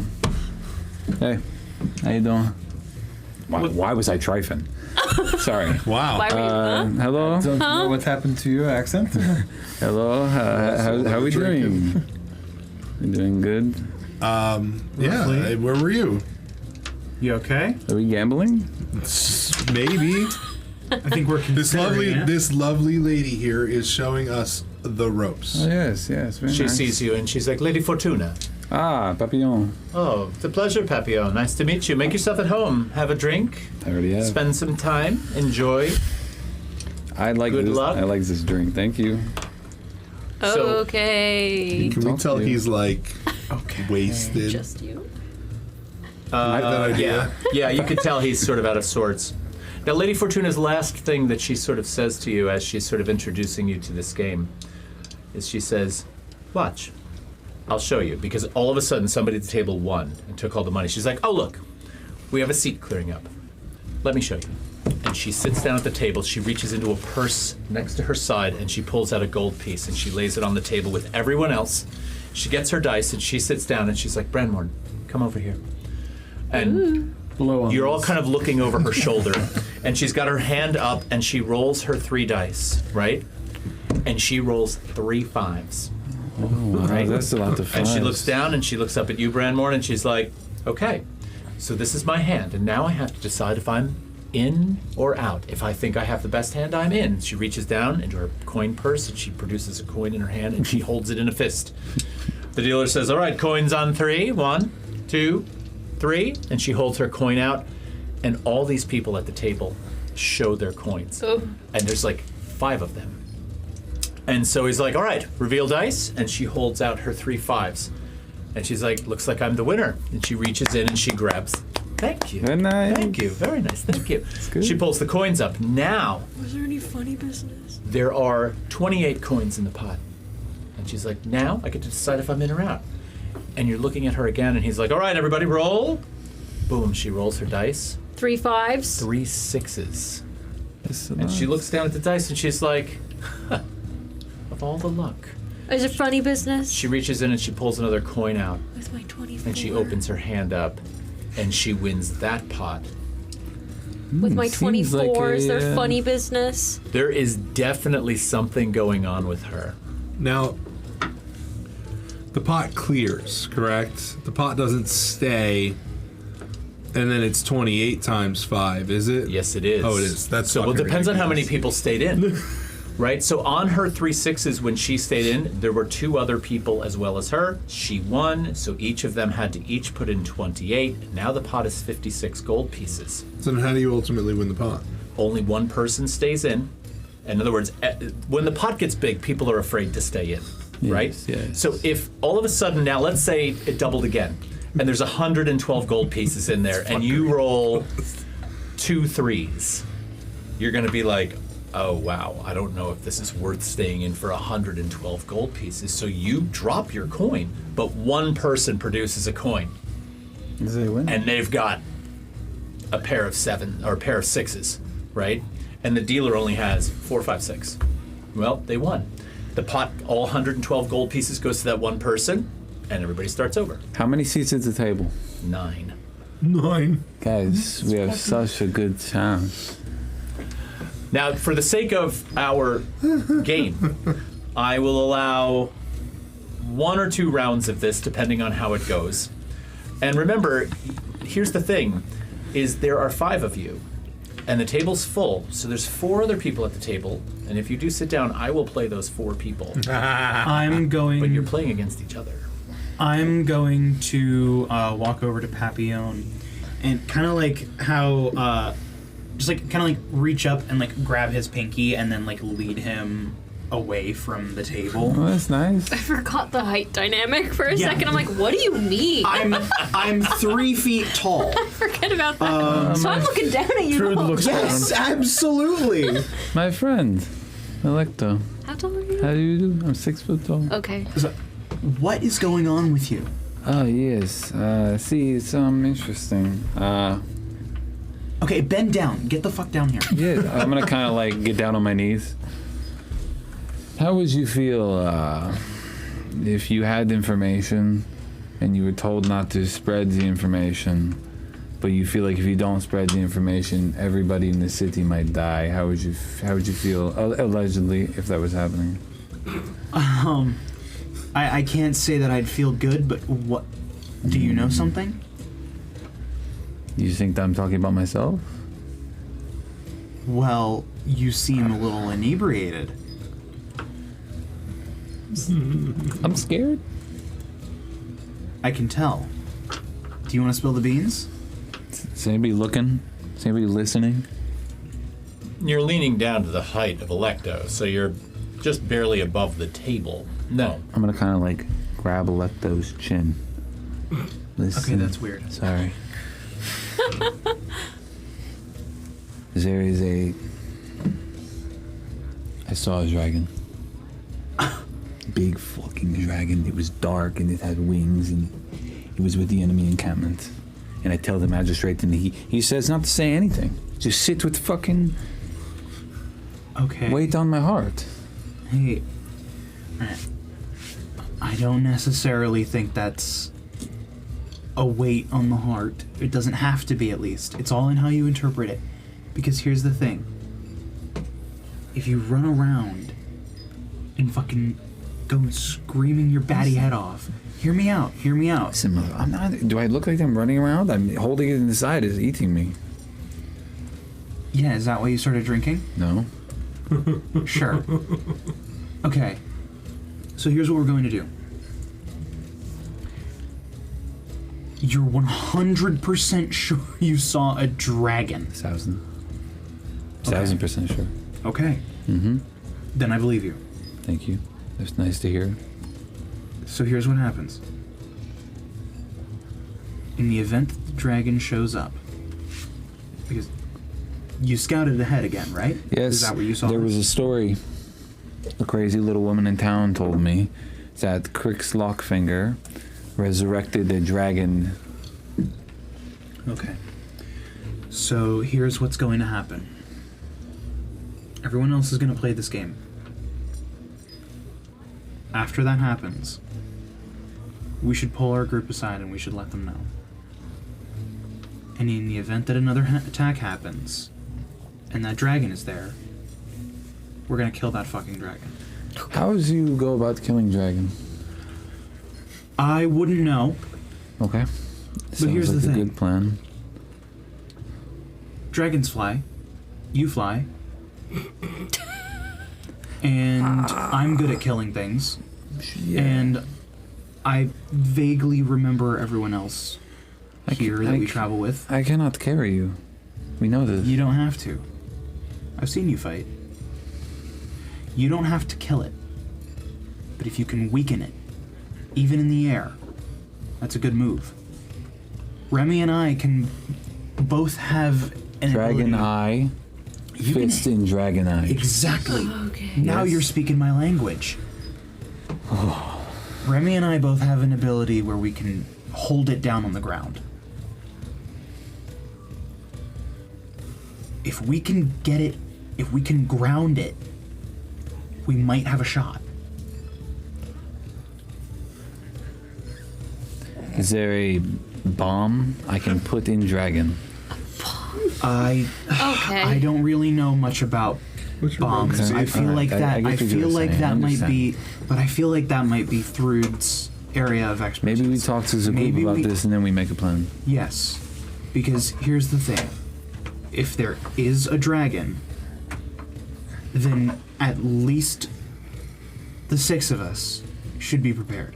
Yes. Okay? Yes, I feel better with it off my chest, so thank you. Can I hug you? Yeah, sure. I'm gonna give you a hug. Yeah, sure. You can't see Electo behind the wings. Just 2 little feet. No, Yeah. I like this game. I want to go. I think that you're very drunk and that you shouldn't be playing a gambling game. I'm gonna go look at the game now. We can watch the game. I'm gonna go walk over to the game. keep holding him by the pinky and trying to get him to watch the game. All right. So the Gloomfolk bat is walking across the hall, across the casino with a small gnome. Bat walks into a casino. Yes. Live, laugh, Last thing I'm going to love. say before we go to a break is Lady Fortuna sort of sidles up to you now that the table is switching gears. Ooh. And she says, why don't you let your friends play a bit? I've got some business with you. And she, Oh, Stop it on your alone. phone, Some dude. business. oh, did you want to play? I was interested. By all means. Anti-Riz, dude. I've got some Wow. things I need to talk to you about before you leave this Okay. evening. And I want you to look around the Unplug my room. computer. And I want you to notice that, number one, some of the military forces that have shown up here tonight, not a lot, but they're the ones that get under my skin a little bit. So, just pay attention to them. And if they get rowdy, I want you to get my attention right away. Can you help me with that? Sure. All right, we're going to go to a break. Cool. And after the break gets back, we're going to play a couple rounds of triple-double riches. And then we'll see what happens. Did you Did have she something? put her dice, like, away? Dice are on the table. Did she, like, were they hers, or did they... They were the dice of the table. Okay. Is it possible to win this game? Absolutely. Okay. Absolutely. I have a question for the DM on the break. Okay. Privately. And you guys who are sitting out there in the chat, number one, thanks for hanging out and watching with us. And our players will interact with the chat while we're on break. We're going to be gone for about 15 minutes. I got some stuff for you to watch. Some interesting stuff. So don't worry, it's not just going to be a bland Some break time bloops. We got screen. There's a bloops. blooper reel in there. Yay. So stay tuned for that. Is there a bag of holding tonight? There is a bag of holding tonight. So we will see you all in a little bit. We'll be back soon. Hello, and welcome to Bag of Holding, a segment where I make magic items for you to take and use in your own tabletop games. On Bag of Holding, I essentially yap about a magic item that I've created that you can use in your own games. Each magic item has 3 tiers for 3 different points in a narrative of a campaign. The first tier is the Discovered tier, which is meant for roughly a 3rd or 4th level character after the item is initially found and used. The Improved tier, the 2nd tier, is made for roughly a 10th level character, which is a bit more powerful. Finally, the 3rd tier, the Perfected tier, is meant for use for about a 15th level character. This is when it starts to get insane. This time, on Bag of Holding, we're talking about the Razor Rose. In its discovered form, the Razor Rose is a rare, wondrous item that requires attunement by a spellcaster. This item is a far realm parasite, crimson in color, that affixes itself to an attuned creature's left shoulder. It resembles a viscous red mass the size of a generic shoulder pad, with small teeth poking out in a circular pattern. In its discovered form, the Razor Rose has 2 perks. Thorned Defense. In its discovered form, the Razor Rose grants +1 to your armor class. Eldritch Healing. Once a day, you can cast the False Life spell without expending a spell slot. In its improved form, the Razor Rose keeps its original properties and gains a cosmetic improvement. In addition to that, its first 2 perks gain a buff, and it gains a 3rd perk. Thorned Defense now grants you a +2 to armor class. For Eldritch Healing, you can cast the False Life spell once per short or long rest instead of once a day. You also gain Song of the Far Flower. You cast a spinning mass of thorns from the Razor Rose. As an action on your turn, you can summon a Whirling Thorn. A Whirling Thorn has an armor class of 10, hit points equal to 10 plus your Constitution modifier, and a movement speed equal to yours. As a bonus action on your turn, you can move the Whirling Thorn and command it to attack. Its attack bonus is your spellcasting ability modifier. On a successful hit, the Whirling Thorn deals 1d12 necrotic damage. You can have 1 Whirling Thorn summoned at a time. After you have no more Whirling Thorns left, you cannot use this feature again until you finish a short or long rest. Lastly, in its perfected form, the Razor Rose keeps its original properties, as well as gaining yet another cosmetic improvement. Thorned Defense now grants a +3 to your armor class. Eldritch Healing also gets a buff. Once per short or long rest, you can cast the False Life spell without expending a spell slot. When cast in this manner, it restores lost hit points instead of granting temporary hit points. Song of the Farflower also sees a buff. On a successful hit, the Whirling Thorn now deals 2d12 necrotic damage, and you can now have 2 Whirling Thorns summoned at a time. If you have more than 1 Whirling Thorn summoned and command an attack, both attack simultaneously. After you have no more Whirling Thorns left on the field, you cannot use this feature again until you finish a short or long rest. You also gain the Razor Rose's capstone ability, the Blooming. As an action on your turn, you awaken the power of decay within the rose, releasing a 20-foot radius sphere of eldritch spores centered on you, which lasts for 1 minute. The radius grants the following benefits. You and any allied creature standing within the radius gains resistance to necrotic damage. Every attack you successfully hit with while this feature is active deals an extra 2d8 necrotic damage. The radius is considered difficult terrain for any hostile creature within it. If a Whirling Thorn is within the radius, its damage is doubled. After you use this feature, you cannot use it again until you finish a long rest. And that's that for the Razor Rose. Currently, we don't have awesome art for this awesome item. We do, however, have a link to our Discord server in the description of this video, which you can use to access and send us awesome art. But don't worry, we will never use your art without permission or compensation. So submit away and let's see what you've got. And this has been Bag of Holding. Please like and subscribe, join our Discord server, all of the things. We would love to have you on at any adventures here at Wither and Bloom Studios.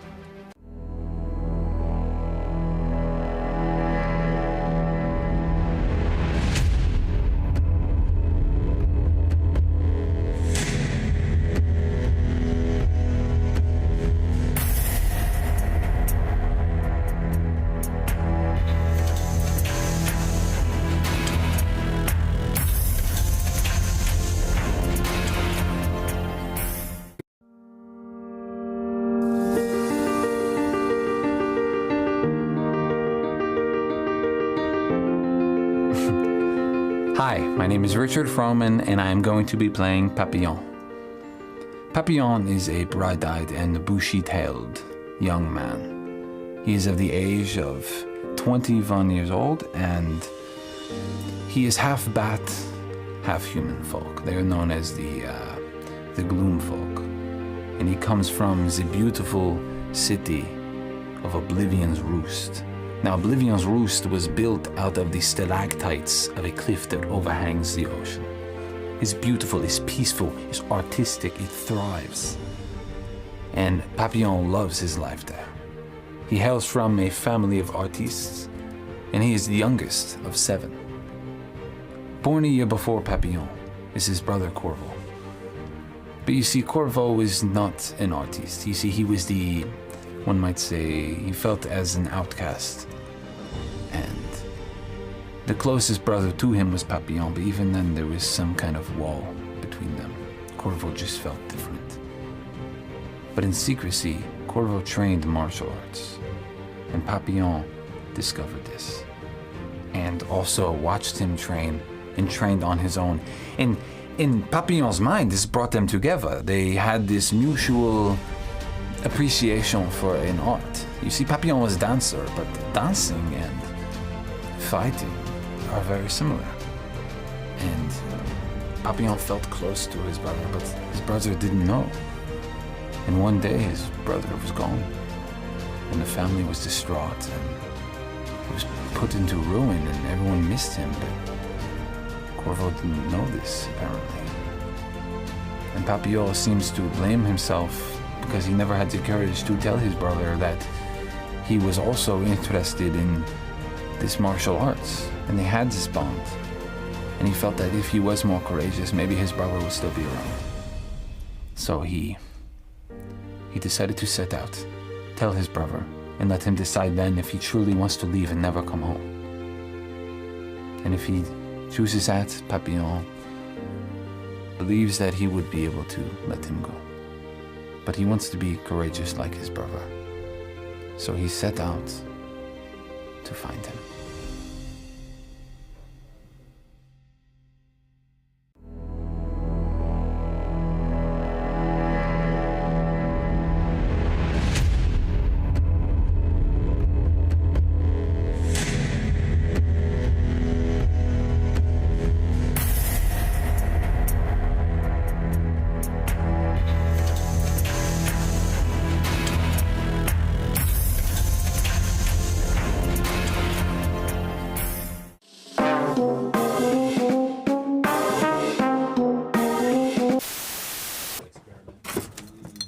Oh my god, Jay. That's the end of that really cool antique.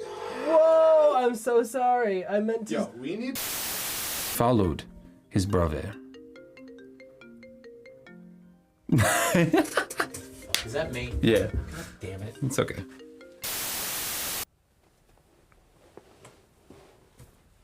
I'm just scrolling. Interesting area because there's this already, but there's a formation of 3 jetties, and those 3 jetties sort of surround and create a bay. No, I'm not getting in on this noise-making monstrosity. I'm sorry. Don't worry, I'll somehow edit out your gluttony. Whoa, whoa, whoa, whoa, whoa, whoa, whoa. All right. I play Circe. Who is Sorcerer Wood Elf from Emberfell? Elder Grove. I always mix up. That's bad. I know. Hey! Creaky McLeadfoot! Wait, that might be Grandma.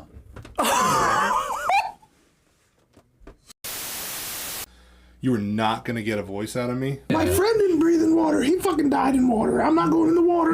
It's not happening. What are you doing? Not gonna get a voice out of me. No. Wild. Oh. Don't look at me with that, bro. This is how you hit me. You were looking up here and you said, dude, I'm gonna fall in love. You better stop, bro. La la la la la la la. I had a funny one. Be like, guys, we're talking about my ex-wife today. Daggerheart, baby. Get it? Sorry. Oh, that was funny. Oh, I totally got that wrong.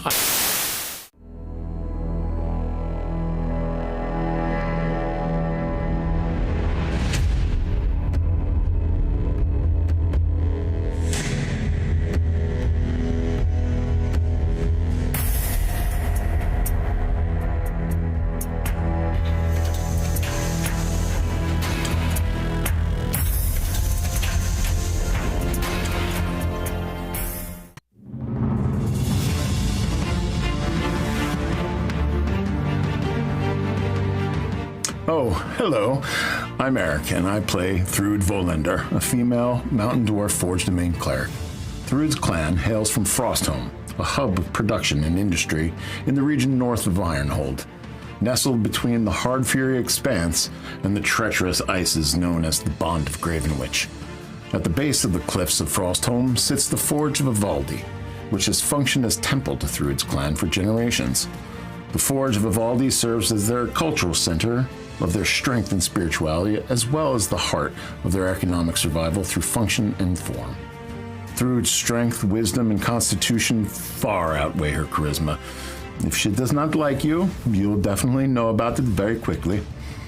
However, she has a pure heart and finds herself nurturing over those who have found a way to break through the icy demeanor that reflects her upbringing among the cold ice.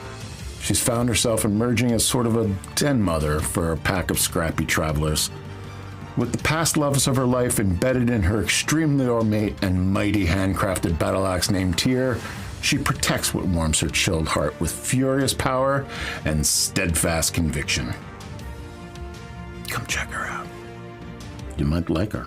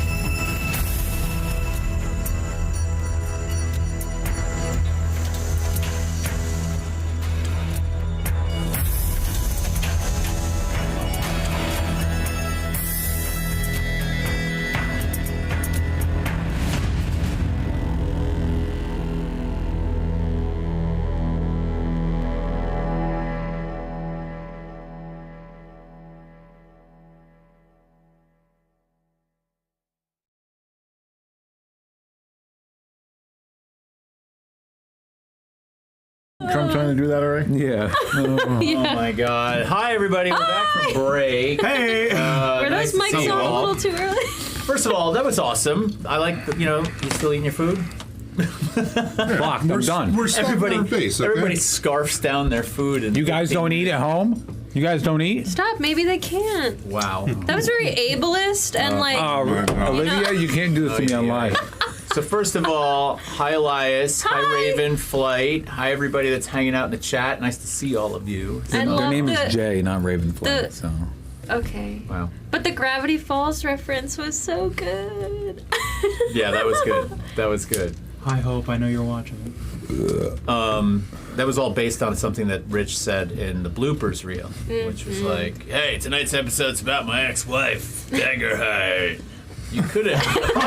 I haven't kind of said that like Grunkle Stan, right? I don't know who Grunkle is. You've never seen Gravity Falls? How have you never watched No. Gravity Falls? Freak. Sorry, no guys. idea what this is. Fucking You gotta crucify watch. me. You gotta. No idea. You gotta watch. All right, I will say this. For all my criticism of the Disney universe, and believe me, there's was good. plenty of it. It's the one good thing they've produced. It's so good. Over the garden wall?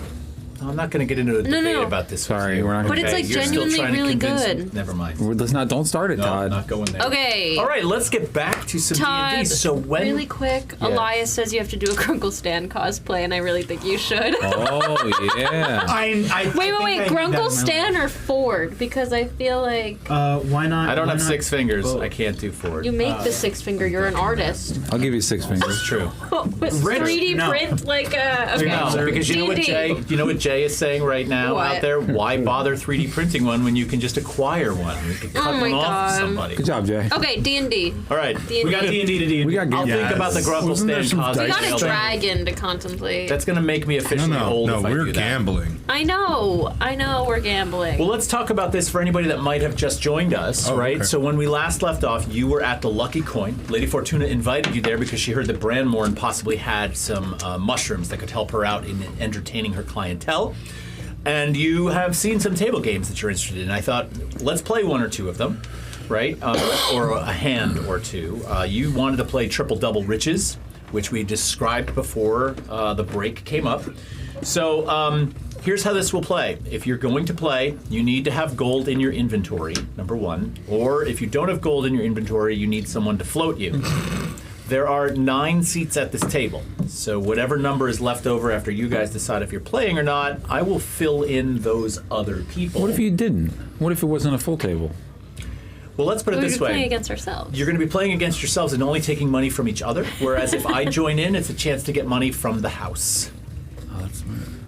Yeah, and that's why you're the DM. That's correct. Don't That's fuck why the I'm the system DM. every turn. I'm sorry. You're right. You're right. God, you're so good at what you do. Oh my god. Wow. What a change from earlier tonight when you were ripping me to shreds.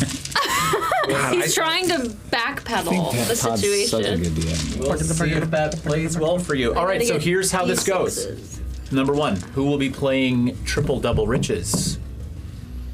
I'll play. All right. I'm not gonna be the Peer one. pressure! I'm not gonna be the one person at the table who isn't playing. As you know, if you fuck-ass decide game. whether or not you're in a hand or not, you need to have a coin in your hand, which you reveal when the dealer tells you to reveal. So if you would be so kind, take one and pass it around the table so everybody has a coin. And you will also need 3 6-sided dice, which you must hide. You're going to be rolling these and keeping them to yourselves. I need one right? more. I'm searching my bag and finding the D6s that Do you have a call D6 I to can me. borrow? Wait. Yes. All right, now, if 5 of you are playing, that 10 leaves million 4 of them seats right at the there. Yeah, you're table right, I'm for sorry. me to play. Okay? There is also the dealer. So I will be rolling for essentially 5 people. But the dealer's role is significant because you're only playing against the dealer if there's only one person holding the coin. Now, one rule I forgot to mention earlier. If everybody shows their open hand and there are no coins present, we all put 1 more gold piece in the pile, right? It's sort of like a re-ante. That's to sort of pay you for being chicken, or to sort of make you pay for being chicken. All right? All right. All right, so everybody is going to, out of their inventory, I want you to keep track of this. I'm going to keep track of how much money is in the middle of the table, right? So everybody's going to put 1 gold piece in the middle of the table. Can I whisper to my dice before we start, just to myself? Yes. Okay.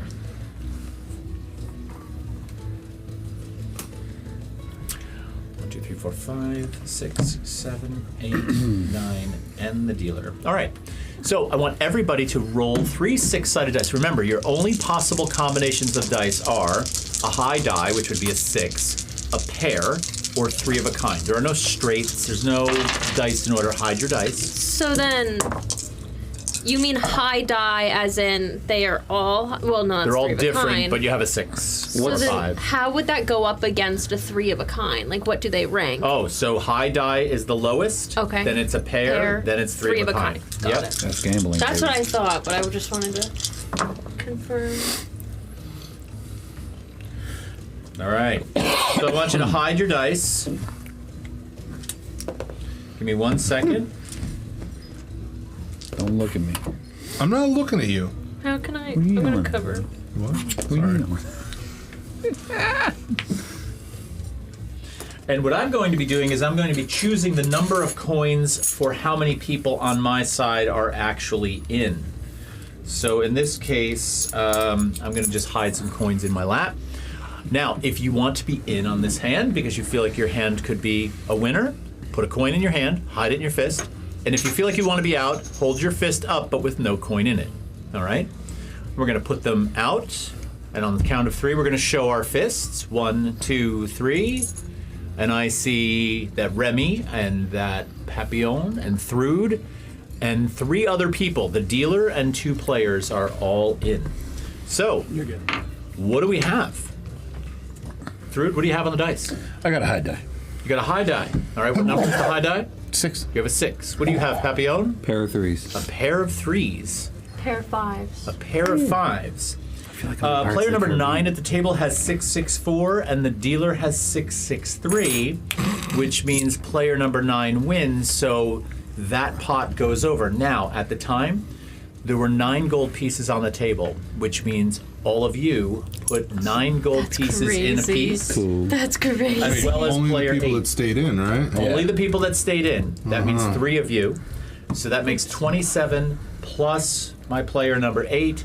So that makes a total of 36 gold pieces are now in the middle. If you don't stay in, table. can you come in the they next didn't- round Yes. They didn't win that? or no? Why the fuck would I just? What's do that? No, They it didn't- stays they in didn't the fill middle of the table. That's why it's ridiculous. So now, This is what's called a progressive if pot. you don't have 36 gold now, So if you stay in on this next hand and lose, you will have to put 36 gold on the table.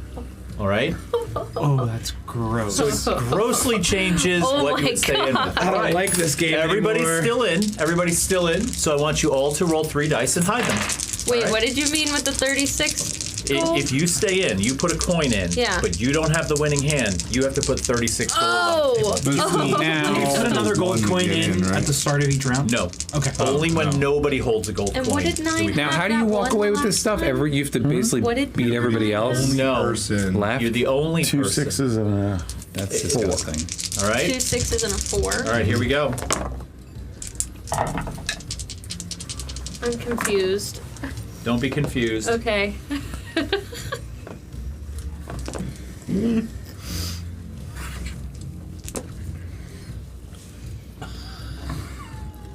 This is great.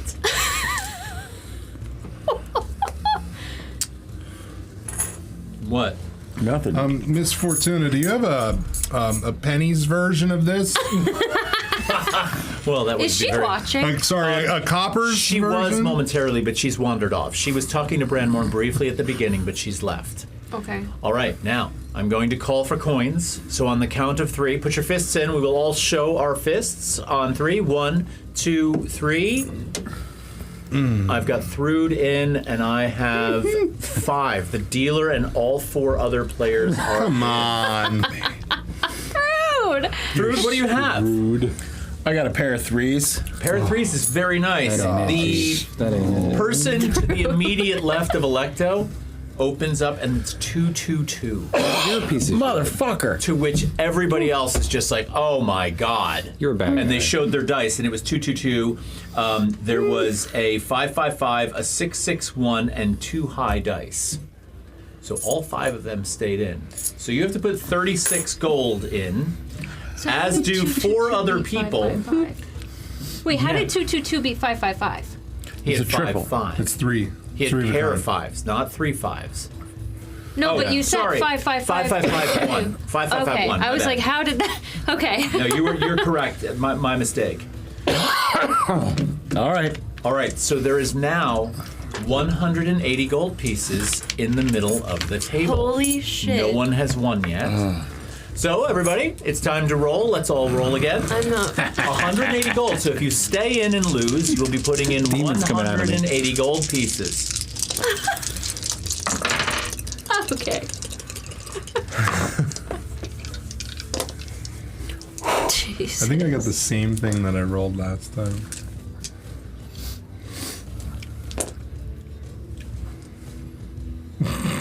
You're such a piece of shit, dude. Don't go to a casino with Todd. He has no poker face. Oh, I have a very good poker face when I need to. All right, it's time to call for coins. On the count of 3, we will show our coins. It's 180 gold pieces. Holy if you're in shit. and lose, 1, 2, 3. Ooh, there's 3 people in, which means the pot's going up again. Jesus. Rude, what do you have? I got the number of the fucking beast. Oh! 6. Oh shit! Can I have that fucking money, please? I mean, come on. How do you Did do get any a better than that? 666? I got a 222. I got a 444. Oh my god. my God, You win Thrud. 180 gold pieces, and we both put it, you have to put in 180. So put yourself up 180 gold Wait, pieces through. how does she win? Yeah. What? She doesn't win. It stays in the middle until No, there's no. Oh, the she winner of the takes round takes the 180, pot. And he and I both have to put in 180. Now there's 360 in the middle of the table. I get it now. I get so it. the losers, the losers Are replenishing. replenish the Yeah. pot. Correct. Gotcha. But you don't And have if to there's get to more the than end to one win. loser, then the pot is automatically going up by a factor of the number of people. That's crazy. So now thought- it's You got 180? 360. All right, I that's thought in the pot. no one got money until. Now there's a pile, a sizable pile of gold in the middle of the table, and actually some of the patrons of the casino are starting to gather Has she around looked back? to watch the game. No. Is that, No. wait, are we? As a matter of fact, as you glance Am I around, right? Remy, she's across in the bar. She's standing at the bar. All right, roll dice. Okay. I'm like. So what do we have to have now? 360.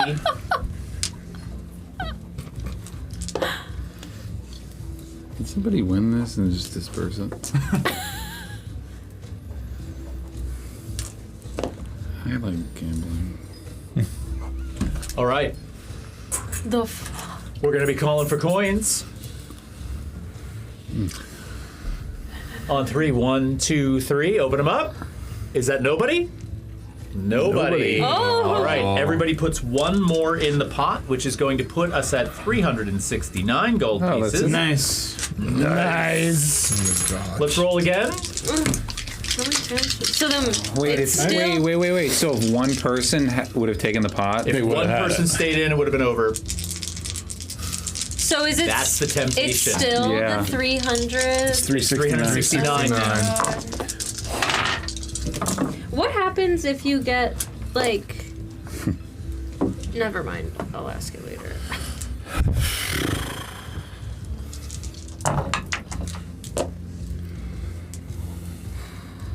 If there's a tie, is there like rollies? If there is a tie,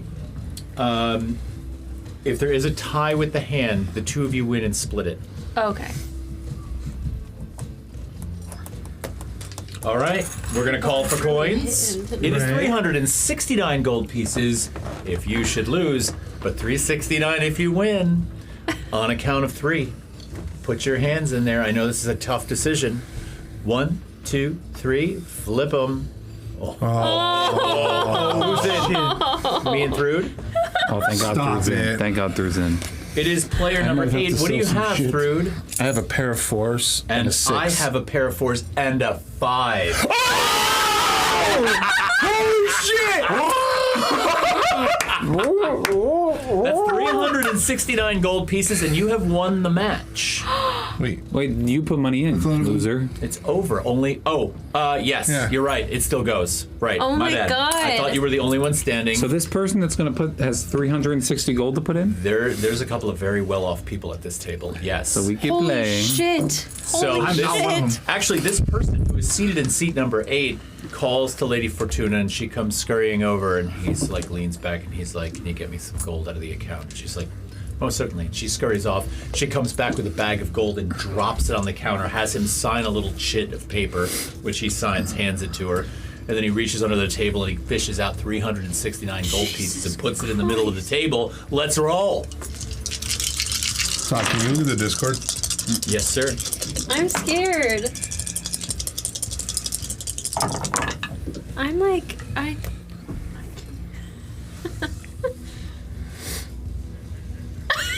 Tweet.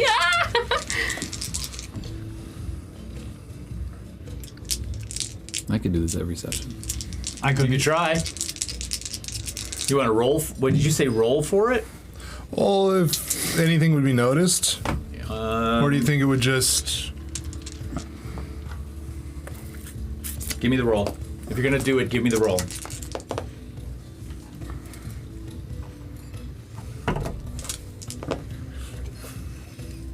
I've discovered that I fucking hate gambling. Good answer. Good. Don't follow your father. Literally, this you're looking in Good a mirror answer, right yeah. now. Do I love? All right. I'm gonna call for coins. Here we go. 1, 2, 3. Did you roll? Okay. 1, 2, 3. Flip them. Yeah, Bran! Branmorn's Where'd in and Bran get the Brood money? is in. Where did you guys get the money? Well, I know you. So, Brood, what do you have? Thrud has a pair of 6s and a 4. Oh, And Branmorn, what do you have? Branmore moves his hands, and there's 3 6s on the table. Oh, you feisty little cunt. You. I'm so proud of you. You are so lucky that die is cocked. And I mean, it has literally got the edge of the die sticking up between the natural 20 and the 8. You're full of shit, aren't you? Natural 1. Oh, you got a nat 1. That's good, dude. That's good. All right, you can take 369 gold pieces off the table, and you can put the 369 gold pieces back in. Motherfucker. Sorry, Thrud. That means we're still going. Did you have a coin, Todd? I did not. Fuck. I didn't Well, have anybody worthwhile. That last round I looked at it, I was like, easy come, easy go, huh? Yeah, of course. Now we'll see. All right, here we go. We Are gotta we keep able going. to leave the table whenever we want? You or are can we leave in the table game? whenever you want, but then you'd be out of the hand. Right? Remy's gonna get up. Okay. Remy's gonna leave. All right. Is there anybody It's a tough beat, that Thrud, I'm sorry. seems... Well, where did she go? After she brought the money, she went back to the bar. She seems to be Yeah. having a conversation with 2 people and the bartender. I'm gonna go up and get a drink. Okay. All right. Yeah. Let us just quickly try and wrap this up. All right, everybody. It's time to roll.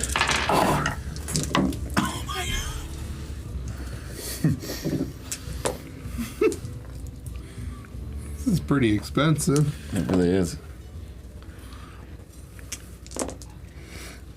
Are we presenting the gold as we go, or is it just a promise that we have it? Oh my god. You're presenting it as you go. Okay. There's no IOUs in this game. Just making sure. All right, everybody. It is time to present coins on the count of 3. 1, 2, 3. Anybody? No. No? Damn. No? No? All right, one of mine was the dealer. Okay? So that means there is one person in versus the dealer. If there was one person in not versus the dealer, right, that would be that. So the dealer has 4-4-6, and the person that stayed in has 2-2-3. So the dealer wins, the house wins the pot. Game's over. All right. End of story. So you are going up to the bar for a drink, correct? Yeah. and trying to listen in on conversations. Is that right? Why don't you roll perception check for me, and you can order a drink. Minus 36, right? Yeah. 20. 10. Dirty. Thank you. Right? 'Cause it was 30? the Dirty 9 you 20. lost in the Dirty first 20. round. One. I rolled 1 above. Yeah. I rolled 1 So 5. 46. Can I attempt to wrangle the party? Yeah, you see that, well, first of all, you're all at the table with the exception of Remy, who is over at the bar purchasing a drink and sort of seemingly sitting by herself. You hear Lady Fortuna talking to what appear to be 2 regular bar patrons, just having a light, casual conversation with them. And she is talking about the outcomes of last year's high-stakes tournament, which was in Doom Dice. And, you know, one of the patrons there is kind of cackling because one of his friends lost a major hand in Doom Dice and now is blind in one eye because of the consequences of losing usually have some kind of major impact on you. And he thinks it's really funny because he had won the tournament the year prior, but walks away from this one blind in one eye and furious. And she's like, well, you know, these are the types of things that happen when we play such games, but the consequences are understood upon entry. Stakes are high. You have to be willing to risk something to win something. And in this case, the risk didn't pay off. She buys another round of drinks for them, and you're just listening to this. There's really nothing nefarious going on in this conversation. It seems to be pretty on the level right now. You've wrangled the party. Even Remy? If you want, do you want to stay there and listen, or do you want to catch back up with the rest of the group? No, I can catch back up. Okay. So I went out to fly and to take a look, and what I saw is terrifying. I think I saw a dragon of the undead variety. Was this before or after the drink? That's a good point. After the drink. So you didn't see the dragon. Sorry, before. Are you sure? Before, I don't fly. I've never been drunk before, so I don't usually fly when I'm drinking. But anyway, I told the magistrate. Didn't want to do anything about it. It was deep in the the enforcements of the enemy. What was it doing? Was it moving around, or was it Slithering around a tree. Disgusting. Well, Was it alone? I was gonna say, are you sure it was a dragon?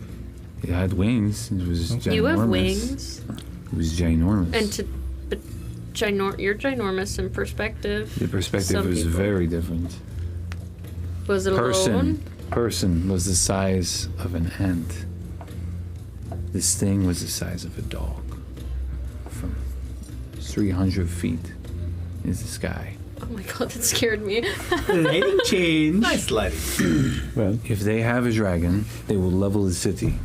Who? If who has a dragon? Who do you think we've been talking Raiders. about? The Raiders. Okay. The one horns. The solo horns. The solo Next Cornu. horn solo. The next corner. Thank you. Somebody heard it. I know.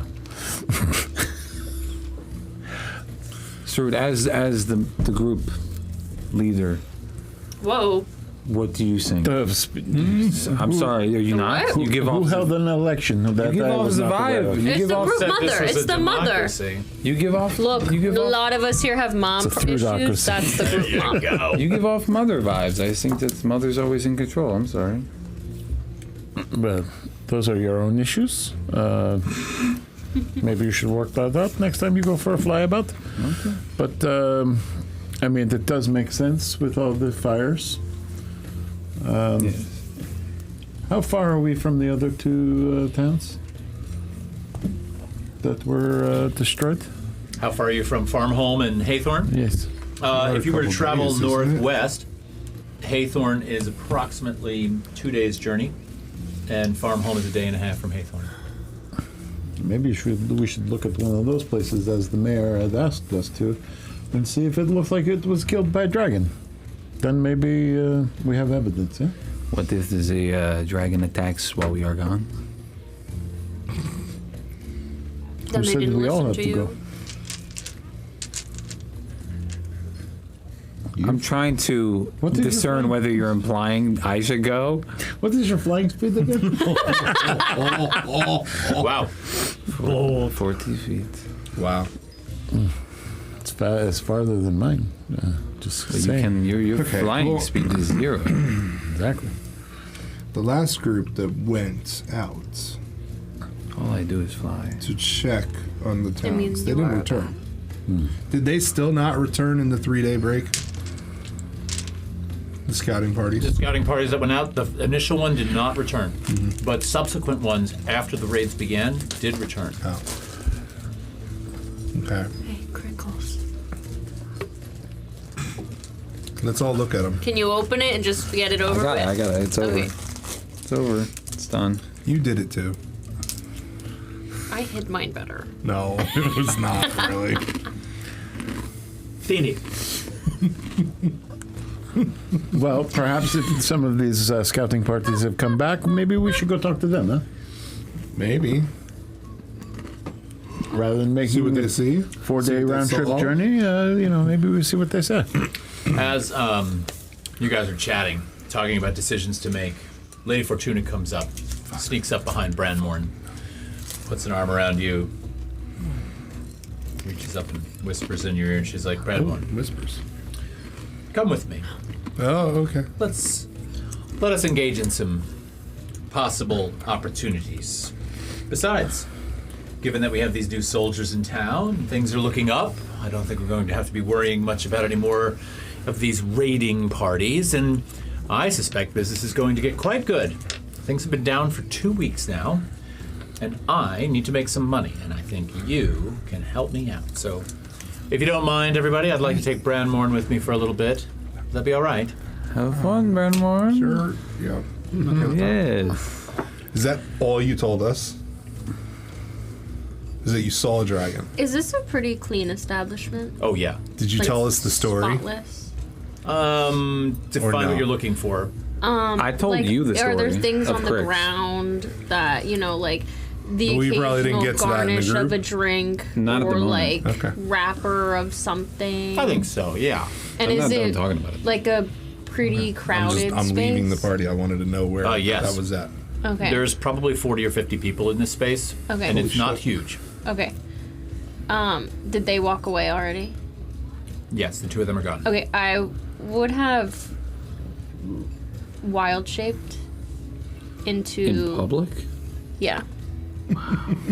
Like in this shield, like I want to try to do it stealthily within our group of people. Describe to me how you would do that. So if Papillon kind of pulled us over into this little powwow of a group, I would have tried to have myself like, would you have pulled us to like a wall? Like Yeah. to like the wall? Yeah. So I would have tried, if this is the circle of us, I would have tried to be closer to the wall. So here's the group, here's me, and I want to go into a bug.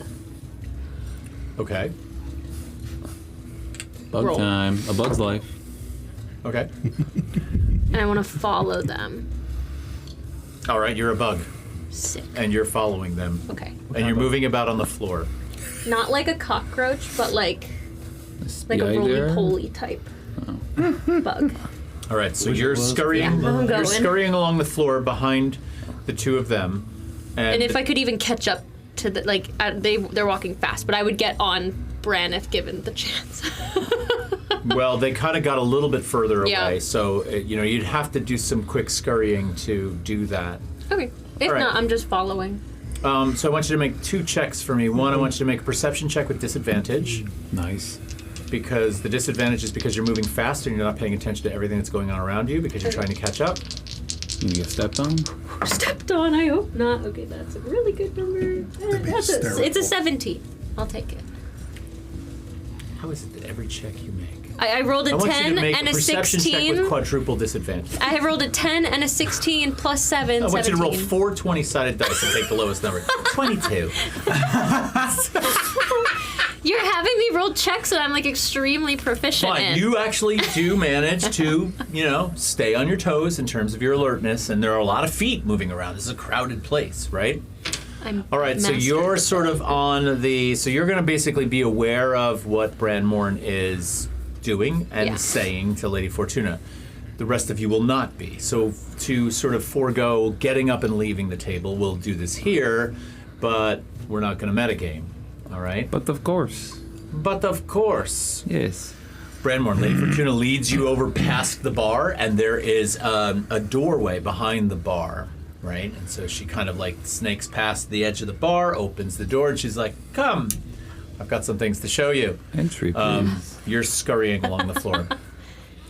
She takes you into what appears to be a fairly large storage room. There are big casks of ale and smaller barrels full of different types of wine. There are some really beautiful boxes packed with hay and straw and bottles of scotch and shelves of this stuff everywhere. You can tell just based on her inventory that one, she's well stocked, and two, she does a very healthy business. But the first thing that you notice is, and it's a fairly good sized room, she leads you into the room, she shuts the door behind her, and there on the floor are two men laying face down on the floor with their hands bound behind them. This is getting kinky. So I can I'm like... So yeah, you're kind of standing there, and it's a low-lit room. Okay. It's a low-lit room. What? But these two men are unconscious, and they're face down on the floor, and she's like, so. Are these military men? No. Okay. No, they're not. They do look, though, based on their clothing, like they might be travelers. Okay, so they've got traveling boots on that are laced high up the calf. They look like they're wearing traveler's clothes. They don't look like the types of clothes someone would necessarily wear around town. And she kind of like looks at them and then she sighs and she's like, so, these two gentlemen tried to cheat in my establishment. Fuck. And that wouldn't be that's wrong. It's unbelievable, right? That is. Remy has like a sigh of relief. I'm actually quite appalled, actually, but it does happen from time to time. This is one of the reasons that I've brought you in. Now, part of the issue here is that once we caught them cheating, my men invited them to this back room. They put up a little bit of a struggle, and my men might have gotten a wee bit too rough. Now, don't get me wrong. They're stable. Last we checked, they both still had pulses. But I don't want to become known Holy for Killing? killing people. I'm not there. You're not there. I'm a bug. I'm a bug. Killing! I'm a bug. Did you hear something? No. No. Anyway. I think it's just what rolled off the tongue. It's in the mind. I'm picking up what you're throwing down. So I think what I'd like to do is, can we just force feed them Oh my god. a quantity She's of roofing something that's going to make them appear just ill. I don't want to harm them. Oh, okay. Okay. But so that we can kind of dispose of them in a way that makes them look like they just had too much to drink, and then we get them out of here. Yeah, feed their concussed bodies my God. hallucinogenic drugs. Oh my That's a good idea. Yeah, okay, above the table, I thought this was going in a completely different direction, too. and I was ready to put bodies in my ring. Just saying. Okay? Is that a sex thing?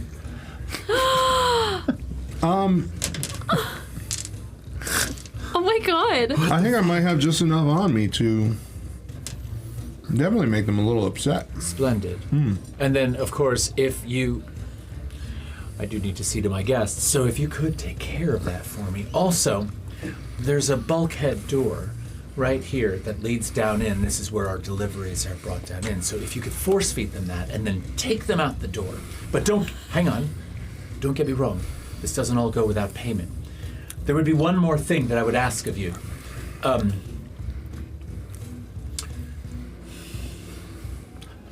Are we good? Are we good? Yeah. As far as... Well, I feel like I've shown you around. I quite like you, and I think it might be possible to build a trusting relationship with you. But if I were to ask you for other favors, would it be something that we could have a mutual trust about us? Yeah. Bran is sweating. I think Bran is profusely just like he is drenched under his armor right now.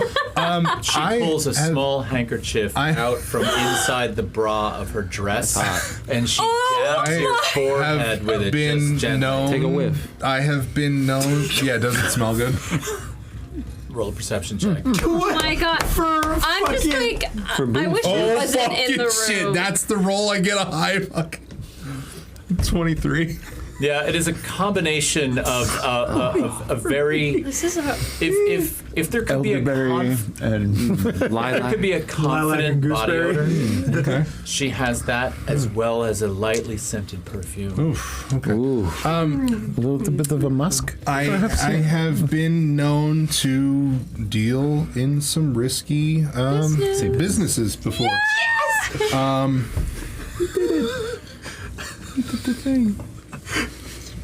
Yeah. I think it was the Feywild connection that made me trust you, Branmore. Are you thinking of going back? Eventually. Really? Yeah. If you ever do, get word to me. Okay. We'll go together. Ooh. All right. Okay. You said you've been before. Yes, I have, and I'd love to return, but I don't like going alone. Now. Okay. Okay. Only problem I foresee here is, would it be suspicious if I invited one of my friends into this back room? Because as you can see, I'm a little bit of a fucking featherweight, and I don't think I can manage to get them outside. If you trust them, I trust them. Okay. But let's get to some of the other business first. Oh. Some of the more. risky business. Oh, okay. All right, now. The bartender. Oh my god. So, let's just say that if we can agree to not ask questions, maybe it would be better. But I have a bit of a jealous streak in me, and well, it's time the bartender went. And the bartender is established in the Fork well enough that it won't do just to simply fire him. I'd like you to take him out. Oh my god. Oh, we don't do that. You speak for yourself. You ain't there. You don't know that. Oh my god. Okay. Okay. Let me ask you a question. Of course, I would provide payment for this, right? And there is, of course, gold, which I have plenty of, which, if that's what you want, I could give to you. However, there are occasions when people put things up for collateral in my establishment that I take because they're good clientele, but then I have a hard time moving. So, I could offer you something nice, something exotic. Can I interject really quickly? As a bug or not a bug? As a bug. I'm gonna speak telepathically to Bran. It's one of my feats. Great. All I'm gonna say is really think about that. You hear this voice inside your head, and all of a sudden you realize that Remy's here.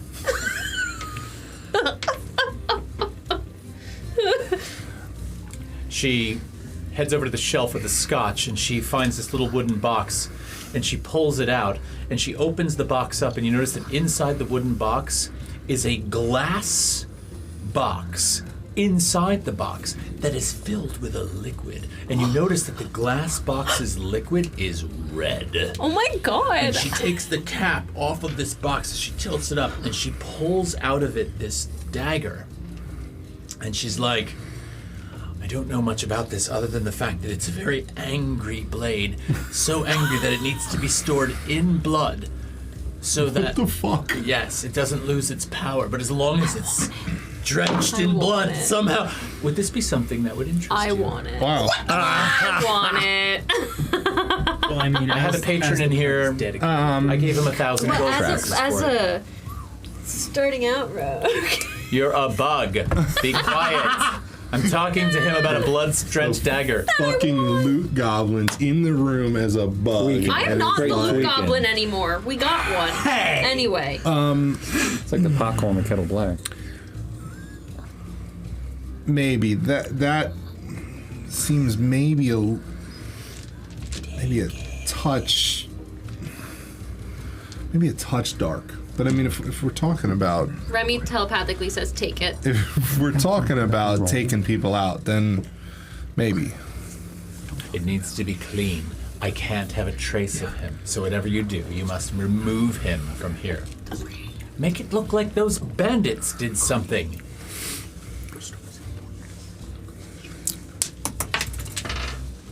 Now, is this something that would have to happen tonight? No. It should happen soon, though. Sooner than later. Okay. I swear to God, if I have to live with that man in my establishment for one more minute. Okay. All right. I might have to. I'm thinking maybe the cleanest way might be like a poison. Perfect. I love it. But I would need a little bit of time. All right. I will try to... So let me see how we can handle this first issue. Fair. And we could go from there.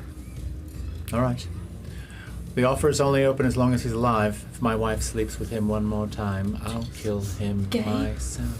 Gay? Literally, tiefling chapel Oh room. my god, oh my god. Okay. All right. We'll be in touch. I like this arrangement, Branmorn. I can see us in the Feywild together. All right. I must get back to people. Get rid of these men. Can we establish that I would have told Thrud about the story of Crick's Lockfinger resurrecting the dragon? I think we could establish that. Thank you. Yeah, Thank you. that works. So I slurred my way through that story. Okay, Let me get this straight. what else is in this room? What else is in this room? So we've got a variety of liquor, alcohol, barrels, crates. Okay, so it's just like a storage. It's a storage room. Okay. Yes. You don't see what would be Like an office. an office or specifically a safe. Not here. Is it? How is that doing that? I don't. There's like. There's a goober or There's a something. goober. Dingleberry. That's crazy. And the Sorry. only other door. I mean, that doesn't happen to you every Tuesday. You gotta designate No. that. The only other door gets to the like delivery area. Well, no there's a door from the bar into this Yeah. space, and then from this space outside through a bulkhead door that goes up a little flight of stairs, right? Yeah. So there's no other doors in this space. Now, out inside of the casino area, there could have been other doors. You Yeah. weren't really looking for them. Yeah. So you were saying, Thrud? This worm, Yes, yes. The dragon. 2 heads, huh? 2 heads. Scary as And one. the old biddy crazy lady said it was undead, huh? Yes. His name was Thelma. Thelma? That's my best recollection. Rich? That's Rich trying to remember the name. He ain't got it. So. It's like Yindru. Well, no one Yindru, else is yeah. here, so. Thelma it is. I thought you said it was Yindru. Maybe. Probably said that. Oh, you saying that in character? Yes. Sorry. Oh my god. Yeah, Yindru sounds better. Yes, thank you. Yindru. Well, let's go talk to the people that have scouted the other towns and see. Maybe they saw some evidence of this. Why is nobody? It's not that I don't believe No, you, I get but what you were saying, but why is nobody do freaking out? Do you know what kind of weird shit we've seen? No, I don't. Giant people, hearts, Vaserines, things teleporting. It's been teleport. fucking weird. So, I mean, I guess, dragon, okay, cool, maybe. Who knows? I guess I'm the one that's been cooped up in their roost for too long. I just, before we sound all alarms, I think maybe it makes sense to try and get some evidence, huh? I'm not, please. No, listen. I'm not saying leader. that you're crazy or you're not telling the truth. It's, I'm not a leader. You know, this is why I'm not leader. I'm inexperienced. I appreciate the guidance. Very nice. And wise. Let's go talk to people. All right. So, Branmorn, what do you do when you leave that storage room? Well, I think before I leave the storage room, you said earlier that I would definitely have something on me to make someone feel sick. Yeah. So I'm gonna kind of, mortar and pestle up a little paste or something, and try and force feed it to these 2 sad sacks that are on the floor here. Okay. Give that a little time to work, and then these they're not tiny people, right? No. They're like normal, full size. They're human males. Okay. I'm gonna, just make my way out of the storage room, just nonchalantly. I'm gonna go over to Thrud. As you're shutting the door behind you, you hear one of them sort of on the floor just kind of go. I'm gonna move. I'm moving out of the line of fire before I get covered. As you shut the door, go. Okay. Head over towards Thrud. Thrud's in the group over here, minus Remy. Did anybody notice Yeah. what's going on? We did. I'm gonna pull Thrud aside for a second. Okay, I've got a lot to explain about her, but right now she asked me to get 2 unsavory males out of the building, out the back room, up Wait, the steps. Am I listening to this? Into an alleyway. I'm whispering to Thrud over here. Maybe. Perception check? Go for it. Yeah. Fucking piece of shit. I'm not that strong. I'm I strong hear as it. fuck. I know. Huh? Are you 24. Would you help me? You need help? Oh my god. Papillon, you're drunk. You should Who be said saying anything about that? You did. Who looks stronger between my best bud Thrud, my best lady bud I don't look Thrud big. over here? No, I know. Strength is my dump stat. Yeah. Jesus. Well then, I'm a helpful guy. I just want to help. strength. Well, this is happening. You need distraction. I would have Distraction. scurried no, not back really, I don't out, think. but I think we would have just need to get back to scurried up Papillon Alright. to get Just wanted like to a help. viewpoint, Just wanted to help. and I'm looking for a door. That's not the door we came in, and it's not the storage room door. What kind of bug are you? What is I'm the a pill bug. doing? You're a pill bug. Yeah. There's a pill bug on you. On me? Yeah. Do I feel it? He's drunk. He's drunk. I just rolled a 24 on perception.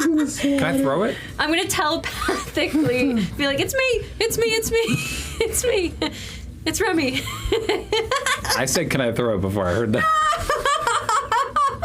This I'm is gonna amazing. go flying. So I'm gonna leave it with you. Amazing. You can throw it. I'm just like unthinkingly, just kind of like, you know. Question. I see a pill bug go flying. I think this requires a roll. I was absolutely also thinking it would require a roll. Could I try and catch the pill bug? Oh my god! Wait, how did you see it in the first place? But how would you I would have seen you go, imp! Did you know that she turned into a pill bug? I saw her wild shape. Okay. I want you to make a. But then would Papillon have seen my wild shape? Papillon's not thinking. Okay. Make an Papillon felt I'll a let you do tickle. athletics or strength. Papillon ain't thinking. I'll let you do an athletics check to kind of see how much force you supply to the. It's just like a. Either athletics or dexterity. You pick. Pick the bum stat, please. Can I do acrobatics? No. I'll do dex. Dex. Dex what? Just my Dex, Dex. modifier? Dex. Okay. Dex. Dex. Dex it. Yeah, there it is. 11. 11? Yeah. You kind of reach up and fire this pill bug off of you. And then you just hear, ah! You guys hear that? That's fucking great. Did you guys hear that? I'm going to say with an 11 flick on that. Roll a dexterity check. I'm going to set this DC 15. I felt a tickle. I'm gonna No, he's not. fucking I thought. No? pause. And What's he's it called? trying to catch me. Knowledge from past life. I'm gonna use a d6. How is this knowledge from a past life? How many pill bugs do you catch? Pill bugs. Not that I have. So. Okay. How do I say this How is without this giving spoilers? Alecto flashes back and sees a pale-skinned, androgynous tiefling playing with a pill bug between their fingers. How convenient. Go for it. 18. All right, you catch Remy. Between the same two fingers on the opposite hand. Don't push. Now you're asking a lot. No. In accordance with the memory for Okay. flavor. It's literally just flavor. Okay. It's just it's Pill bug it's- flavor. It's me role play. Gotcha. I love it. Now, did I see a door that's flying through the air? You guys hear that? No. I think I'm hearing things. What did... I'm gonna just like on I'm my just hand. oh my god. Yeah, there are several doors in the place. Lecto's kind of just gonna look at the pill bug and just go, "Is that you, or did I just catch a fucking pill bug for nothing?" It's me. Can we go to that door, please? Sure.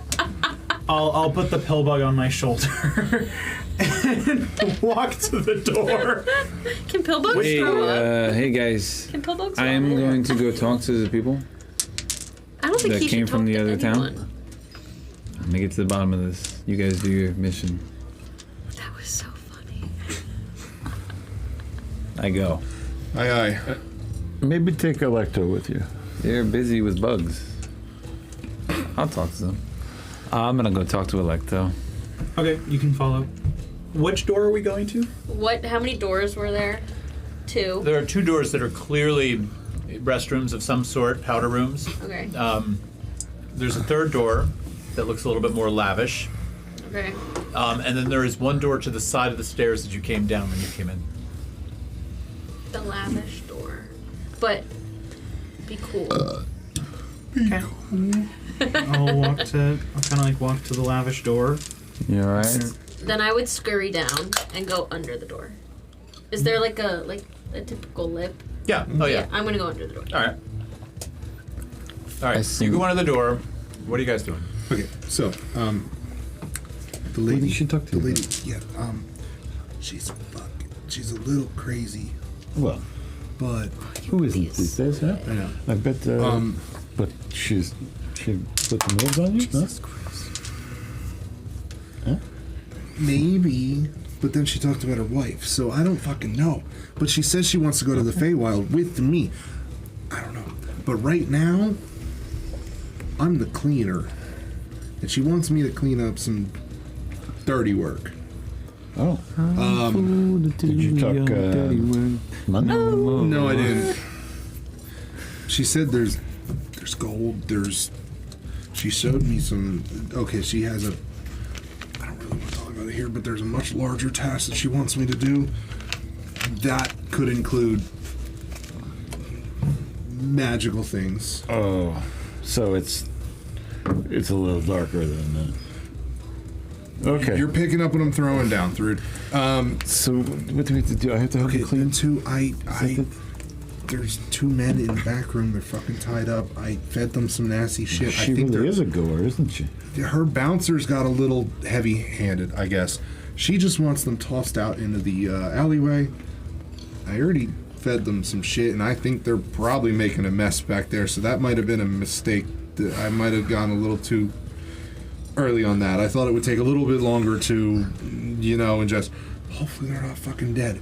But we just need to get them up some steps. All right. So, Yeah, let's go ahead. I feel bad for It's going to be messy, isn't it? It's probably going to be messy. All right. And I feel bad for kind of taking some of your money in the dice game. So we'll divvy some of that up in a little bit. God, I hate you. All right, fine. Okay. Let's go. Yeah, I mean, you're my go-to. I'm not judging. I'm just... didn't feel like getting dirty, but... I mean, let's go. Maybe she's got... I don't know. We'll figure it out. We're going to make our way to the back room. All right. Yeah, we did that. Bucket. Are we back there?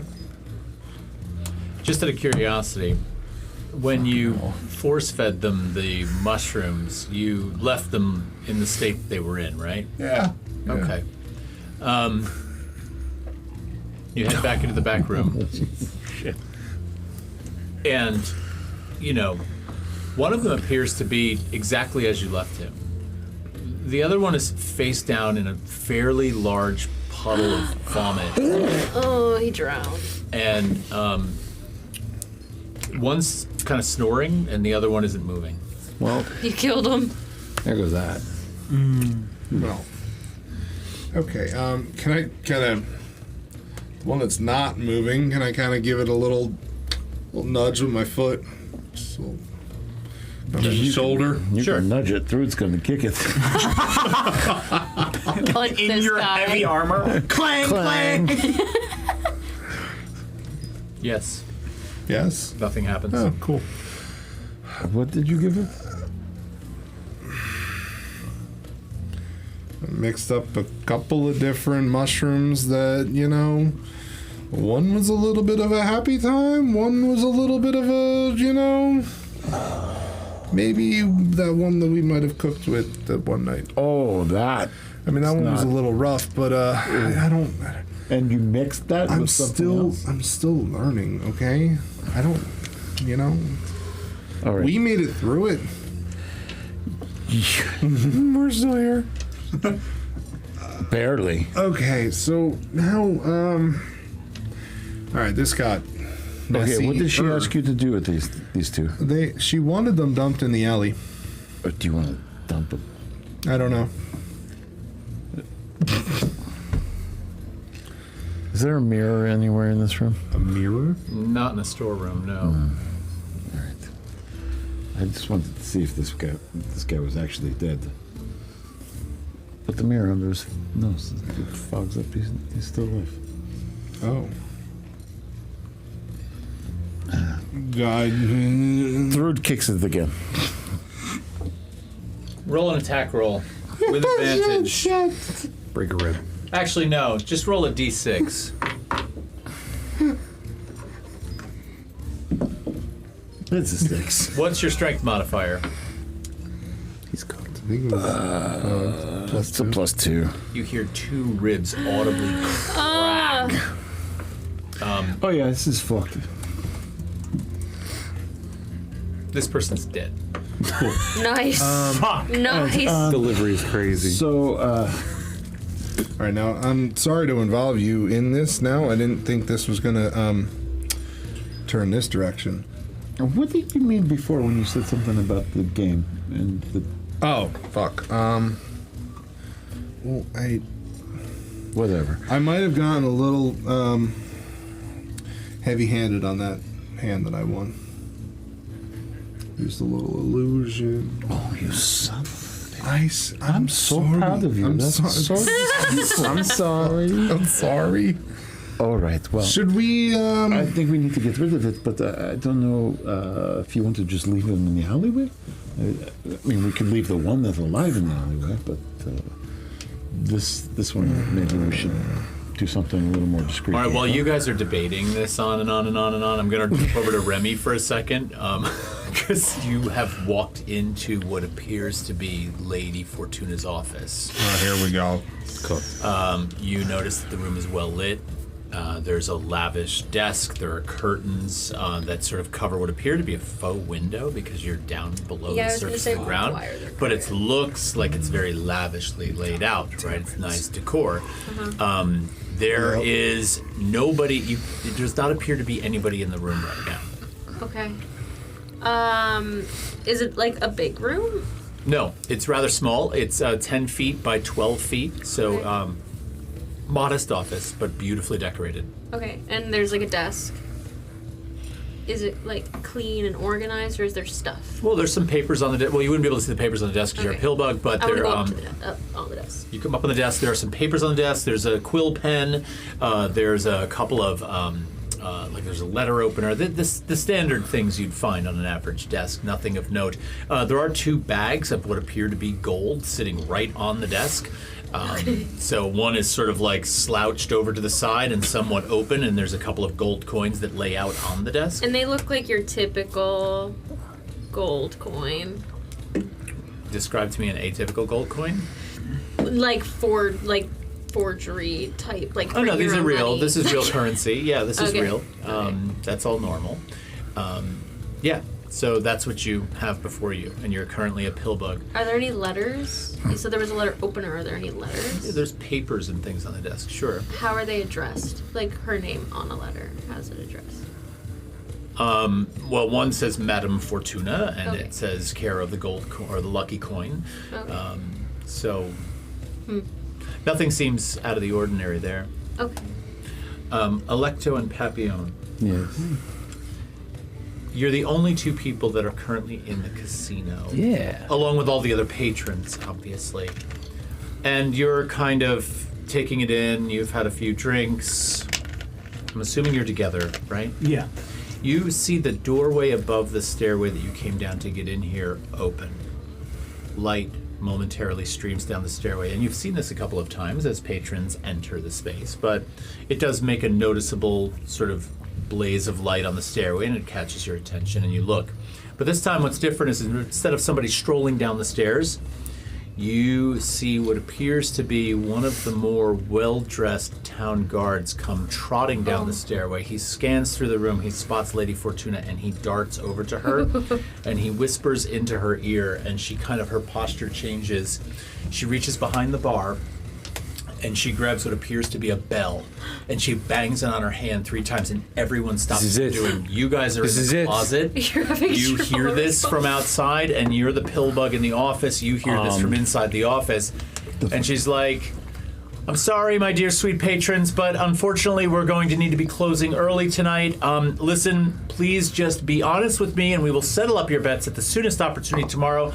I've been informed that it appears as if there's going to be a raid on the town. I would like you to vacate the premises and get to a safe place as quickly as possible. But without further, and with that, people are already jumping up from their chairs and starting to move. I'm gonna pull Electo to me. It's the dragon. We need to find the others. Yes.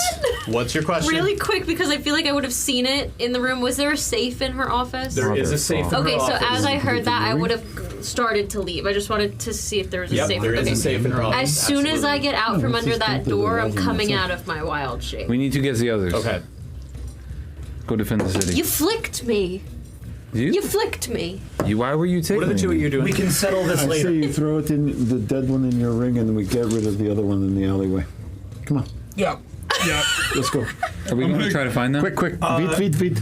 Would we have seen Okay. the door that they went through? My only Would we have seen the Right, door that the about- 2 of them went through? Yeah. Or would I at It's least got have? puke on my only You can gripe give me a about this perception is check the really quick. one Gladly. that's gonna wake up Oh, baby.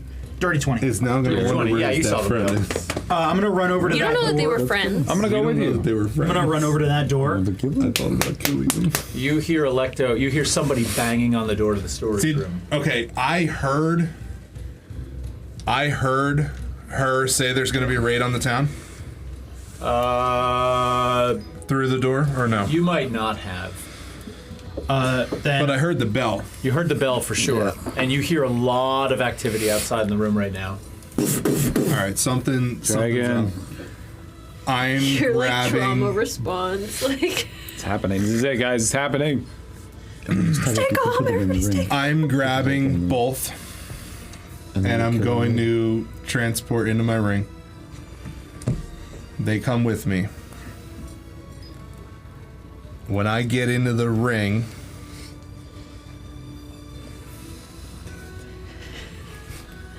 I am going to... Now, no one sees this, because I'm now inside the ring. Do some freak shit. Ew. But I'm going to summon... I'm just going to pull down at my side. And as I come up in hand is a sinister, blackened, serrated dagger blade.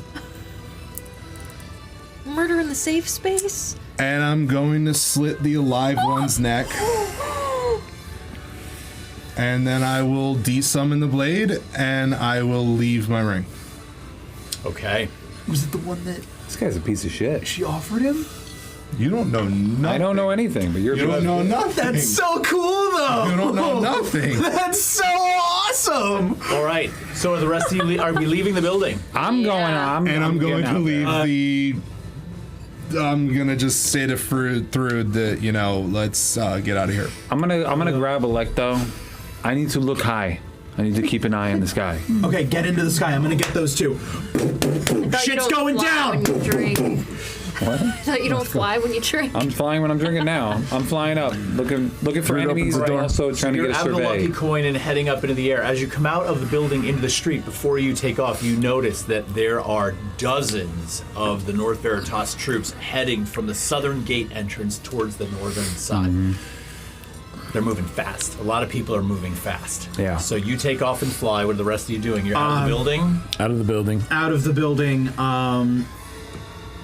Full dash. I'm trying to get to whatever the heart of the disturbance is. Okay, so if the rest of you are following Running Electo, north. you've turned left and you're heading north into the fork. You notice that some of the troops are talking about the fact that they're creating a formation at the northwestern gate, which is the one that is on the Harvest Road. So they're putting together a formation of troops there.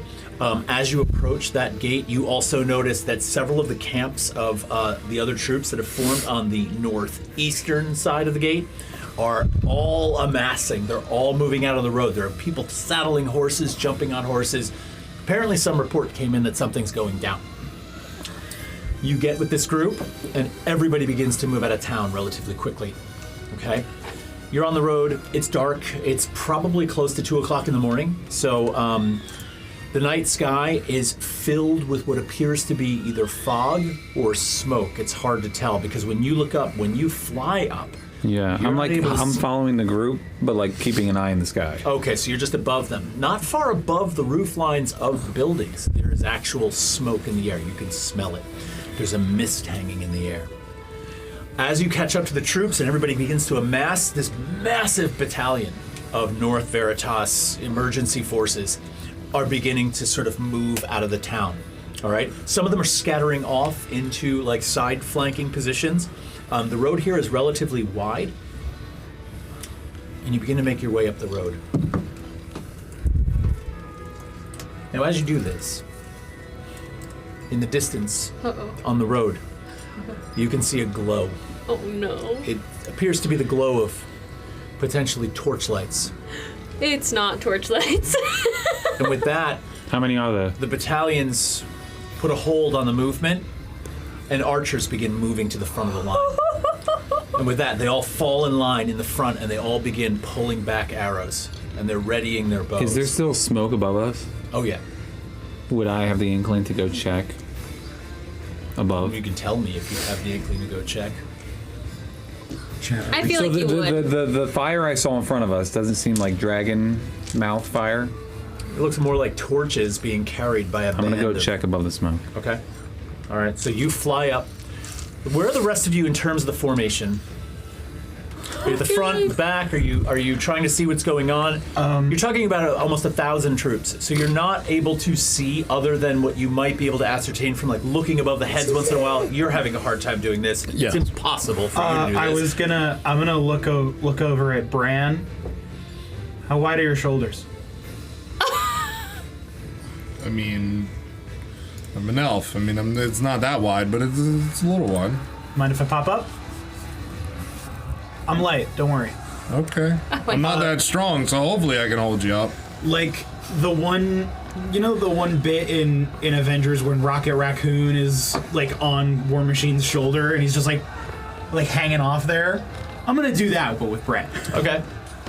And I'm gonna try and see anything I can possibly see. I have a dagger drawn and I'm kind of just like fiddling with it. Okay.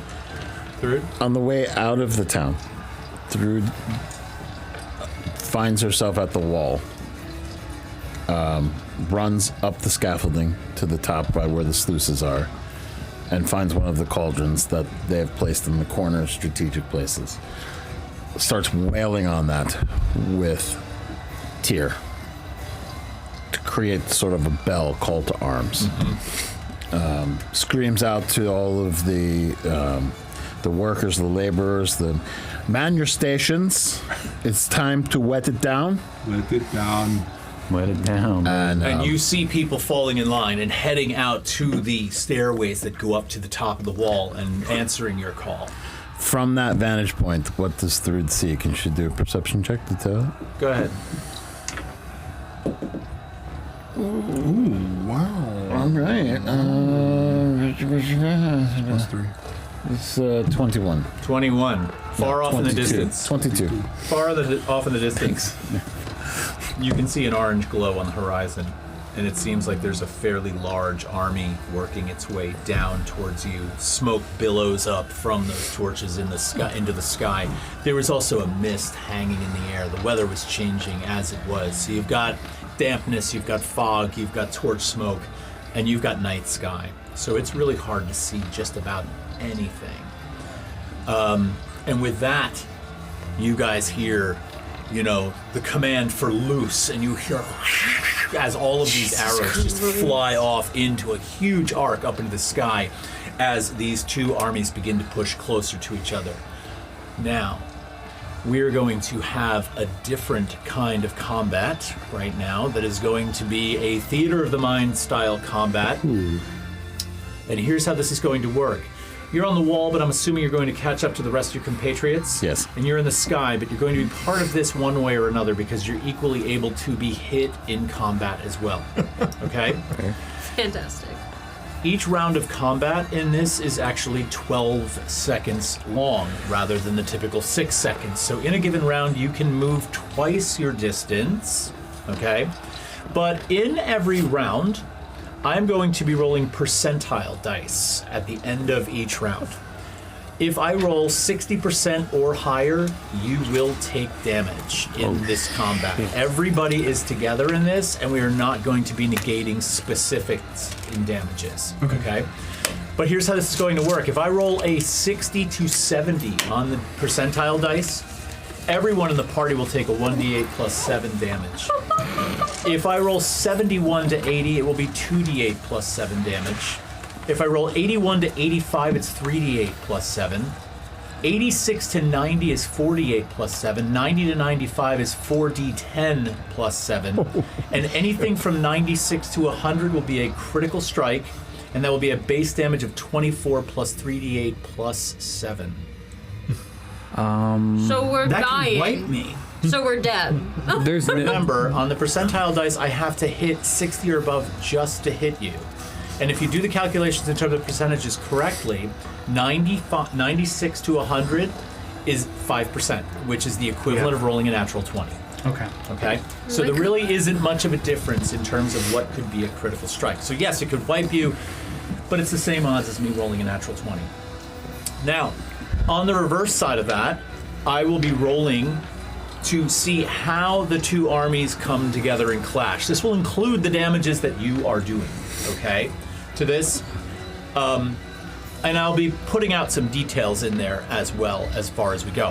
What I'm going to do is I'm going to be offering each of you a percentile die roll to see how that particular round goes for your side of the force, which includes this massive group of troops, okay? And then you're going to be cutting down the opposite army in that way. I have a big ass D100. You got a D100. You can use that. Yeah. You can use that. So when it comes to us being in, is there a turn order for the 5 of us? Not in the traditional sense. Okay. No, it's basically going to be one side versus the other. We were talking about 2,000 troops here between the two sides. That's fucking Versus awesome. a dragon. But are we saying what we're generally doing in this round? I'm going to assume, as the DM, that you would be using your best capable attack in any given situation. Yeah. Right? And there's no real way for that to be effective in any way. Are you going to say, I'm going to run up to 1 out of 750 bandits and I'm going to fire a firebolt at them? We will be here for 4 months I get trying to you. figure out how this goes. Yeah, I just didn't know if like specific strategies were able to be played out. Not necessarily. Okay. But I think some things are going to be revealed in this that you're going to find interesting. Okay. So it's not going to be as bland as just some real generalized combat. Okay. So that being said, We finna die. one of the things that begins to happen as arrows begin to fly, you begin to fall into the trenches, into the forefront of this whole thing, and you begin to join this battle because it's starting to become heated. And now the two fronts of both of these armies have met and things begin to clash. You can see the torchlight and the smoke that is billowing up from this group of bandits. And you notice some of these creatures are of either orc descension or goblinoid descension or humanoid descension. It varies. They don't all have horns like you thought that they did, but they do appear incredibly fierce. And as the light goes up into the sky, this torchlight and this smoke, you notice all of a sudden, towering above this group, towering, probably 60 feet in the air, you see a shadow. Fuck me. Yeah. And then you see a second shadow, like this. And you hear this massive, like, it's like, you hear this massive, like, roar out. It's like a roar coming Is that through. Papillon? Yes, Papillon is in the sky. Papillon, you're gonna die up there. And with that, you see this massive line of lightning come breaking down through the smoke and just completely rake across all of these North Veritas troops, some of them, and you just see them begin to drop. Why am I Not having lightning anxiety? in the middle of the night. That's crazy. Yeah, the whole night sky lights up with this. It's almost blinding as it hits you. Did I see them coming? Did you see who coming? The dragon? You probably would have caught the vision of their heads in the, from above. Yeah. At the same time, the party members Terrifying, saw it from below. dude. Terrifying. Ooh, I'm stressed. All right, here's how we're going to do this. I'm going to give you guys the first percentile die roll, so you can decide who's going to do it. So, Thrud, if you started off, we're going to go around the table from you. Brandmore, if you started off, guys we're going to wanna do continue rollies? around the table. Yeah, let's do You can rollies. decide Yeah, who's going to rollies. roll first.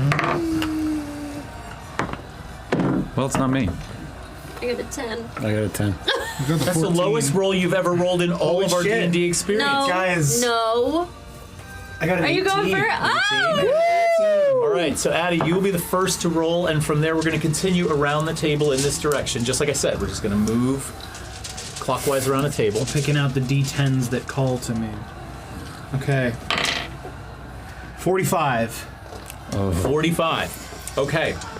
So in this case, anything under a 50, right, is going to be less damage to what happens, in and amongst. So basically, I've got a table here. So if you roll below 50, I'm going to roll percentile die, Don't do that. and I'm going to cut that number in half. Okay?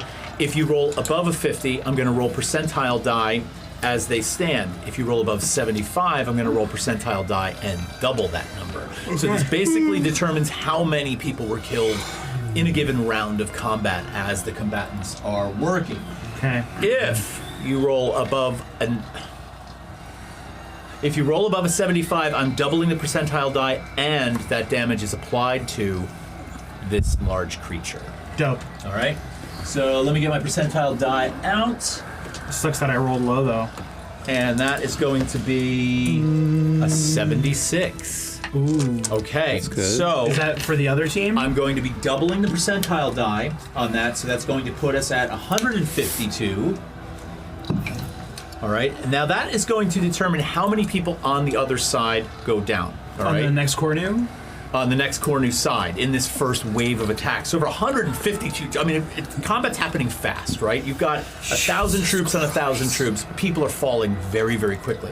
So in 12 seconds of combat, you can imagine how much death and Full-on dismemberment war. there would be. Now, on that 76, I am going to roll. Hang on a minute. It's 2d8 plus 7, and we're going to double Why did that. one of the people that we helped when they first came into town on session 1 said they have a dragon? 13. So Did that's they going to be not see it? 26 points of damage to the entity. Oh, I The thought you You entity. have not to seen us. the Entity, and also to the crowd that we're fighting. Or No, the crowd that you were fighting lost 152 troops. okay. Just like that. So what was the 40? What did the 45 that I rolled decide? The 45 decides. Oh, I said it wasn't going to die. I made a mistake. All good. Sorry. 50 and below, I roll. If the percentile die are 50 and below, I'm going to half the number, not double it. Yeah. So when I rolled the 76, I should have halved that. Sorry. So it's 38. Okay. That went down. That makes more sense. I got so excited in my description that Yeah. it didn't But work. it's good that we have examples of both. Yes, exactly. So this system of combat's a little bit rusty for me. So You're good. all right, so we did 38 people on the other side of this died, and there's no damage to the entity because that should have been above on your end, not on my end. Yeah. Okay, good. Cool. So that's gonna be the first roll. It's not a terrible roll, right? Could be better, but could be worse. All right, now I'm gonna be rolling percentile Yeah, die, 90. coming back at Great, here we go with, Everybody here. with the nat 20. Here comes the dick. Here comes the 96. nope, 43. Oh, shit! All right, so you guys are not going to be taking any damage in the first Ooh, combat. ooh, ooh, ooh. All right? That's what I'm talking about. So the battle rages on. Okay. Remy's running in a zigzag to not get hit. So through you Electro's to be able to jumping roll from your person to percentile person. die, will determine how much damage is done from that.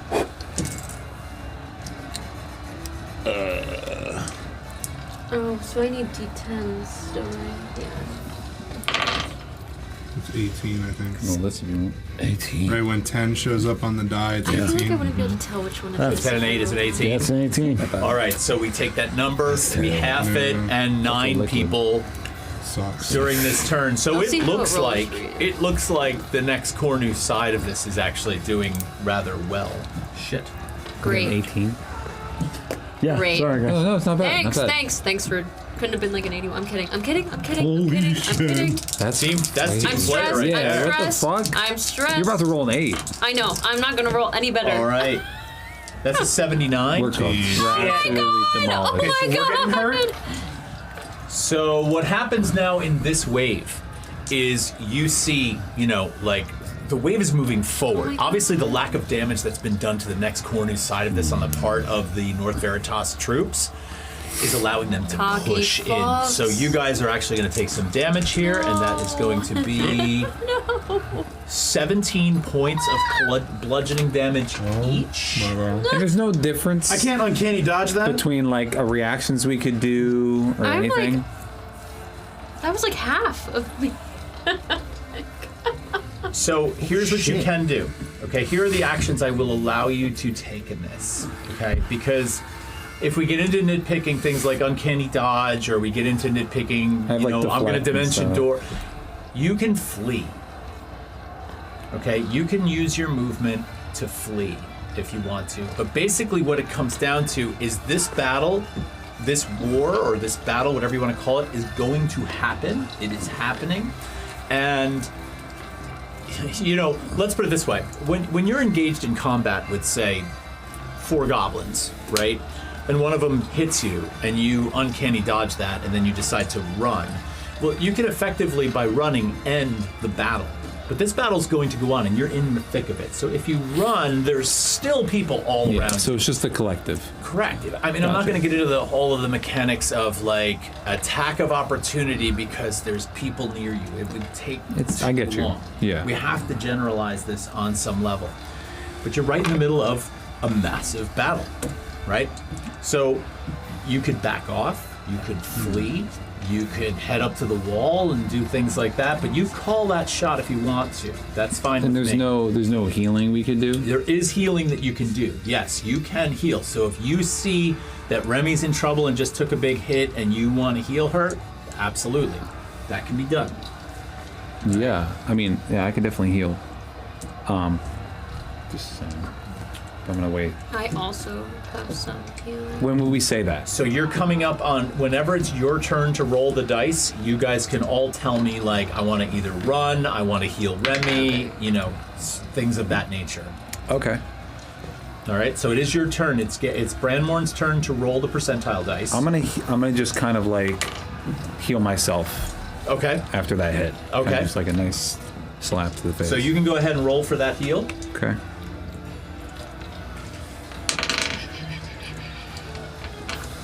Branmorn, you can roll the percentile dice. Roll big, baby. Roll big. Come on, sugar. 76. 75. That's what All I'm right. talking about. So you're above a 75. So the first thing I'm going to do is I'm going to double your number, right? So that's going to be 152. Huge.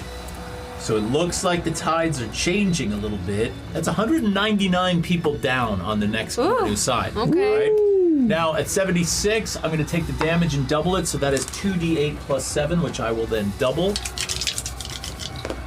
So that's cocked. Okay. It's going to be 12. 24 points of damage are applied to that massive, what appears to be a dragon at this point. Oh my god, it's happening, guys. Great. Chat, are we cooked? We're so cooked. It's a lightning dragon. So that means So it's we're gonna be like it's toasted. so that means it's an undead blue. Great. Great. Grr. Blue dragons. Potentially like 2 of them. Don't roll. You don't have to roll. Because I don't have wasn't to it? roll. No, you don't have to do that. I will tell you this before I roll. There's a moment in this battle, right, just before this wave of understanding about who gets harmed in this particular turn. You see this creature just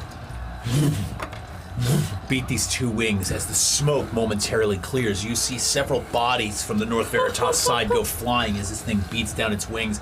And there's a moment where the smoke clears out and the torchlight from everyone that's still engaged in all this battle begins to illuminate this whole area. Oh my And you God. see these 2 heads that are moving in unison with one another, looking down on this crowd.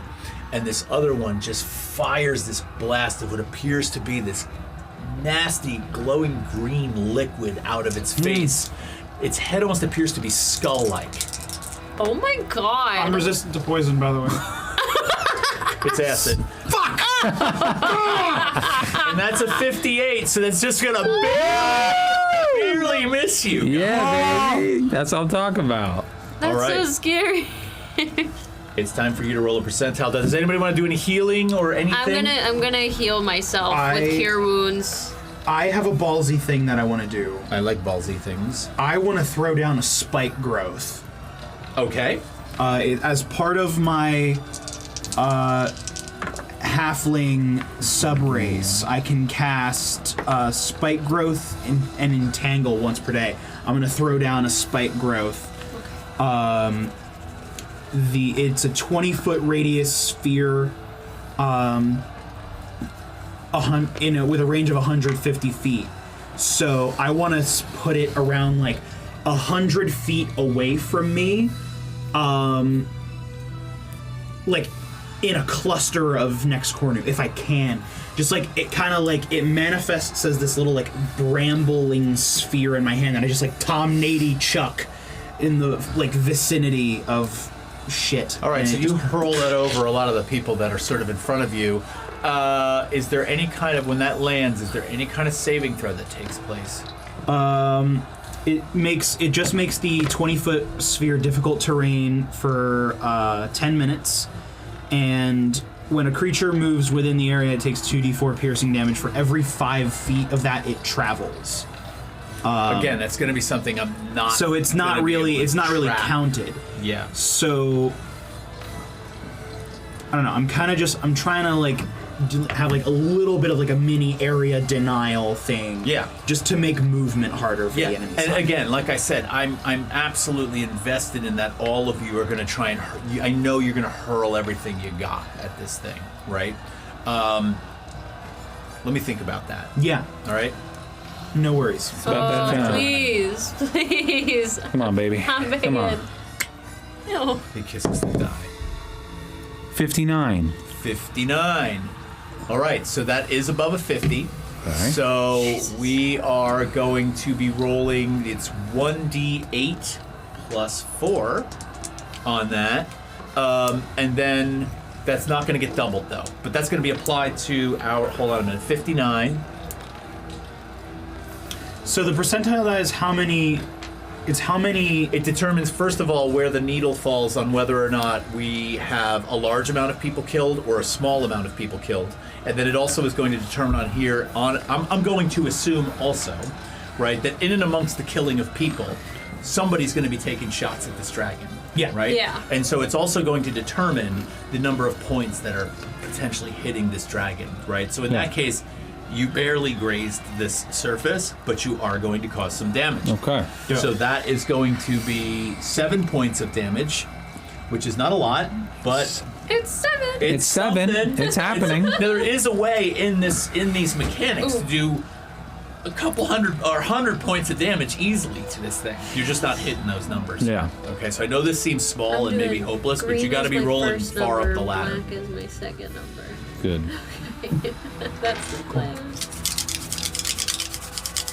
I'm scared. I'm scared. Ugh. 7. You got a 7? It's 7. Nothing. Nothing. Shit. Yeah, nothing. Man, where's the divine intervention? I know. There's nothing there. All right, so the battle rages How hard on. it is to hit that Oh my shit. god. Okay. I'm This is scared. fucking insane. Oh, I'm so scared. What if I roll poorly? You just might. Just do things. Okay, that landed on the dice. But that, can you look at that number so Todd doesn't think I'm lying? Before we land up already. Oh. And then this landed on 2 dice. 96. What? Rich is looking at him. Is that a 6 or a 9? Yeah, that's a 9. Because Because of where the line or the dot 6 is? is there. I believe you. I'll take it. So that's a 96. 96. That's I told Rich what die I put for first and second, so I'm not lying. all right. That's huge. We can take that. All right, so that's considered to be a critical strike. Oh! One. So that's huge. Fucking go. So that's going to be 192 next Cornu soldiers. Woo! Nice. I'm gonna That's pass gonna my put us energy. at- Pass the energy. Give it to me. This is massive. There are bodies laying all over this field. Now, at that number, we are going to be rolling a base. First of all, it's a base of 24, and then it's 3d8 plus 7 To the creature? to the creature. Fuck yeah. So that is huge. Would you like to roll that? What is it? It is 3d8 plus 7 and add 24. So basically, roll 3d8 and add 31 to it. Hold on, I need to get another D8. Okay. That math skipped 3d8. me, but it's fine. I'm an actor. I'm scared. 7, 8, 8. What the fuck? 7 did what to 8? Wait, hang on, hang on. Where'd you go on, Ed? Do you want to see it? 17, Do you want to 18, see it? 20, I didn't touch them. 22, 7, 8, 22 8. plus And that's kind of a 31. shame after she slandered 22, your roll. I was kind of hoping. 53 points of damage. That is 53 fantastic. with points you. of damage. to the No, creature. no, Eric, no. All right. Disgusting. All right. Now, That's like that is opposite of divine course, intervention. that is of course the combined efforts of all of your Yeah, sides. So at that holy point, you shit. see arrows flying up and hitting this thing. Dope. Its heads are ducking around. It's like, "Grrr," you know, as these sort of was arrows begin to crazy. pierce it, and it's going to retaliate in kind. No, he Now, doesn't do it that. has I'm gonna take a fired. picture. She was able to roll the 96. Means Todd is too. He has He's able fired to roll. both Yeah, of his right? breath weapons at this point. But it should so- be a disadvantage because he got hit. No. Sorry, how does that work? All right, Oh, that was so. let's see how we fare. Fuck. No, we're cool. Now I'm gonna go down. That's what's gonna happen. 27. 27. Good age. Good age. Todd gave us a dragon, and we said, "Bet." Okay, don't get cocky. I beg. Olivia, one roll and you're dead. I know. By the way, I missed a small paragraph in my notes about how the damage is determined, so we will do this going forward and just leave it where it is for now. Sorry, it's a lot to deal with, and as your GM, I'm allowed to have a few flaws. I agree. However, thank you, appreciate that. However, what? When we do roll above that 60 and I have to inflict damage on the party, it is not entirely fair that everyone takes damage. Of course, everyone wouldn't take damage every time there was a wave of action. And what I did right was I'll first determine how many players take damage by rolling a d10 and dividing by 2, since there is only 5 of you here tonight. I even said in my notes, no Nathan. Then roll appropriately to determine who. Meaning, if there are 5 of you here, I would say you're 1 and 2, 3 and 4, 5 and 6, 7, 8, 9 and 10. Beautiful. Roll the d10 a third time, and then it would be those people that did in fact get hit. Gotcha. So, my bad. I like that. Yeah, It's good. so it's a little bit more fair. Yeah, a little more fair. that's a Sorry, little better. I have it Collective written right death here. I sounds just scary. chose. Yeah, if we got hit one more time, I it's like, chose yeah, to ignore it because I want to kill you all. That's fine. Yeah, we know. Yeah, you actually don't want to play this anymore. You, You want to have- play something else. Yeah. I like you 10 have another candles. group lined up. It is currently, I believe, your turn to roll the Yes. percentile die. Look at those. We'll do it again. Wait. I wanted to heal. You want to heal? Go ahead. Can I use my healer ability to roll a hit die for Yes. myself? Yes. Okay. Nice one, dude. What did you roll? Take what a did short you roll? rest What while did you you're roll? It's super effective. I gave you my energy. 98. I gave you my energy. It's Get right fucked. there. What? Get fucked. Fucking Get fucked. You suck. You're terrible. Hucks a spike growth and it just skewers people. Nice. All right, with a 98, you also get to roll the 3d8 plus This 7 is with a base damage of crazy. 24 on top of that. Okay. So 3d8 plus 31. All right. So 3d8 plus 31. I healed 9. I fuck with that. points. Give it energy. Where you at? Okay. 34. Me too. It feels much 44. better than like 21. half. 44. Yeah, I was in the Holy shit. 20s. 44 to the creature. That's 44 to the creature, correct. Awesome. And some craziness. Is it moaning? Moaning. It probably. does let Don't out. ask that. Does he like it? I guess we just found out where Rich lies on the monster fucker scale. Oh my god. Listen.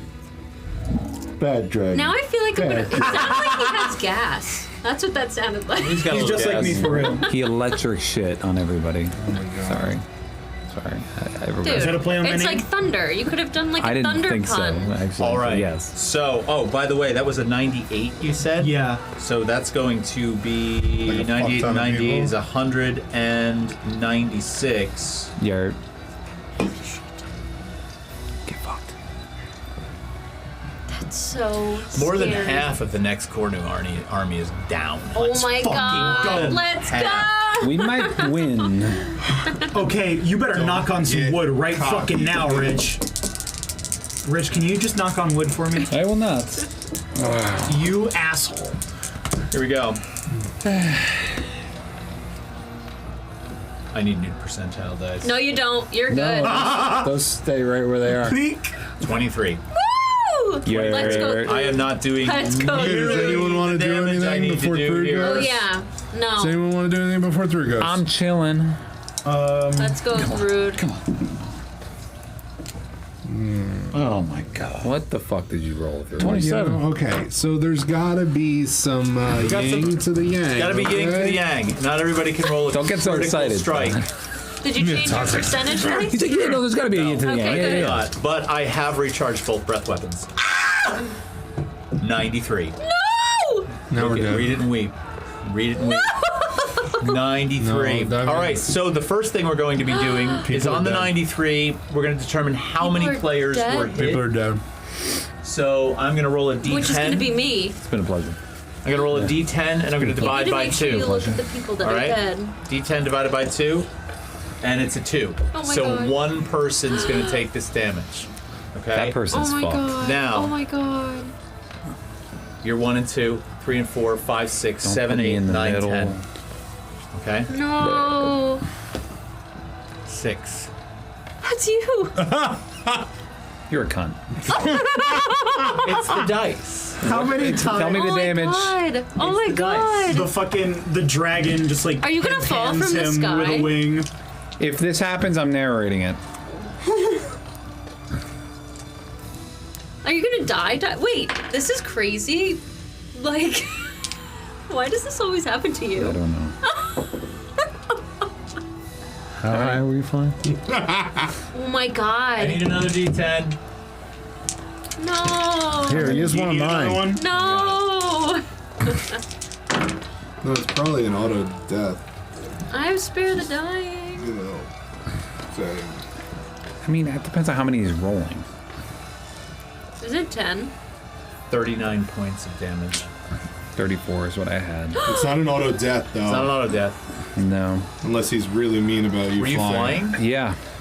I mean, you tell me. I'm getting hit. So, like, how did the dragon would have had to pierce me out if I'm flying? Let's be clear. This was not necessarily the dragon's damage, right? This is just the collective damage that you're taking from the other side. So you were either flying and some kind of projectile weapon hit you. It could have been the dragon's wing hits you as you're flying. But basically, the ultimate point here is that you get whacked with something, 39 points of damage, you're falling from the sky. Near me. Is there, 1 second?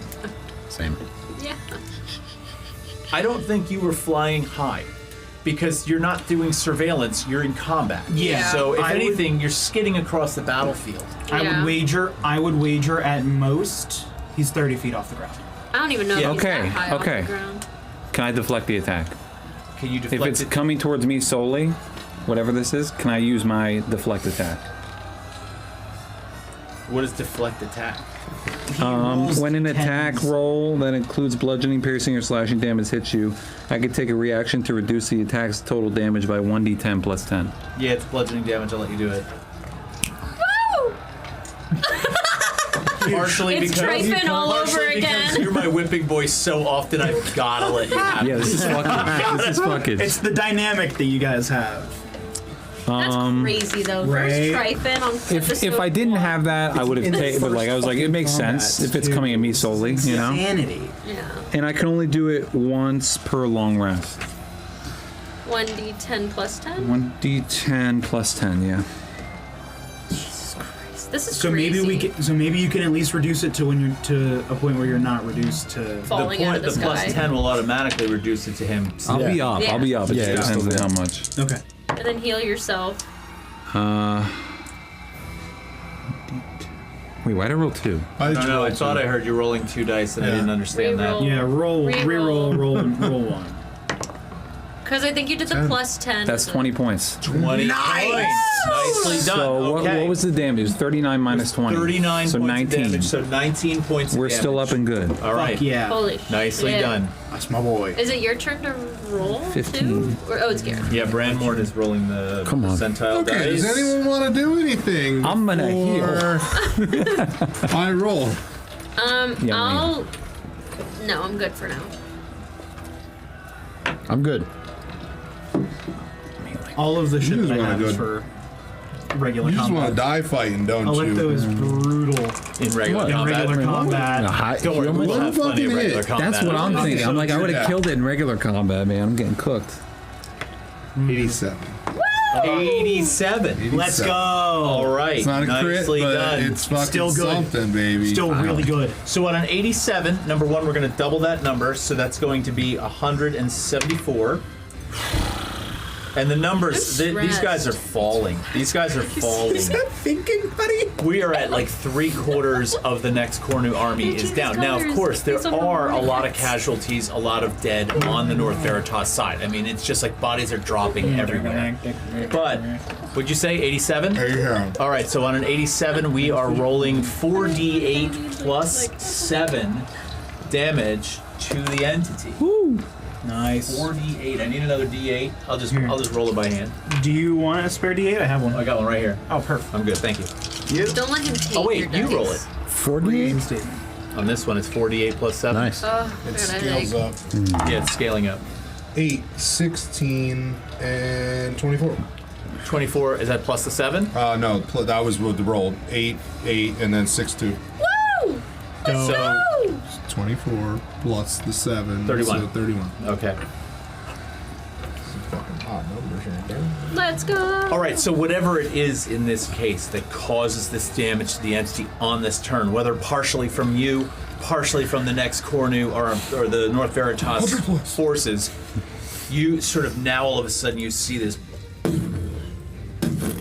creature just beats its wings like twice and starts to lift up off the ground. And with the several wing beats that immediately come out at first, you see people like trying to take cover from the wind. It is so intensely powerful, right? And so with that, you see archers all begin to fall in line. They all begin to draw back bows. And with that, my percentile dice will roll. Where the hell's my other die? No, you don't need it. I do need it. There it is. 85. Oh my god! Oh my god! All right, so on an 85, I'm going to first roll to see who is going Bless to you. be taking damage, or how many of you will be taking this damage. So we're rolling this and dividing by 2. It's a 3 divided by 2, so we're going to actually reduce that to 2. So 2 of you will be taking the damage. No. No, I thought it was half. No, I'm kidding. I'm just messing with Half, you. rounded up, like it always is. Oh. Right? I was just Yeah, messing with you. 1.5 yeah. rounded up. So I thought 2 we people rounded take down. No, we're gonna round No, up. Okay. it's always rounding up. Yeah, No, I was So, confused. I thought that was on a We've D10, rounded up for and I us. thought It's it only was fair to round up half. for him. And, Right. but that's who gets the damage. Correct. 1, 2, 3, 4, 5, 6, 7, 8, 9, 10. Here we go. 2 of you, 4 and 9. Okay. No, it's not So me. you and I. 2 of you are taking this He's close damage, to me. and that's going to be a 3d8 plus 7. And that's going to be 5, 8, 12, 19 points of bludgeoning damage to each of You you. know exactly what I'm gonna ask you. I can do. Uncanny. May I uncanny dodge? I allowed Papillon, I'll allow you. How do we know how far we are from each other? I know it's theater of the mind, but it's like, because if I want to heal somebody, but it's like I don't know where they are. I think I have a feeling You could just do flying it. boy over here. you could we're probably get to close. Yeah, you're probably close. Okay. I would imagine we're in like a tight circle. Yeah. This you're guy's off on calculating his half. own, fucking Yeah, it's trying 9. to battle a dragon. 9 and 19. Okay. And so, like I said before, you see this creature begin to take off. You see archers drop to the ground and begin to sort of fire off arrows as they fly up into the night sky. And like a couple of pumps of the wings, like this thing begins to lift up. As a matter of fact, that swath of damage that just came down was partially due to those wing beats. Claws rake through the crowd. It's chaos. There are people everywhere. There are people on horseback. There are people on foot. There are people fighting in melee combat, archers on the dragon. It's chaos. Now, the 4 of you, just like Remy just asked, are within close proximity to one another. All right?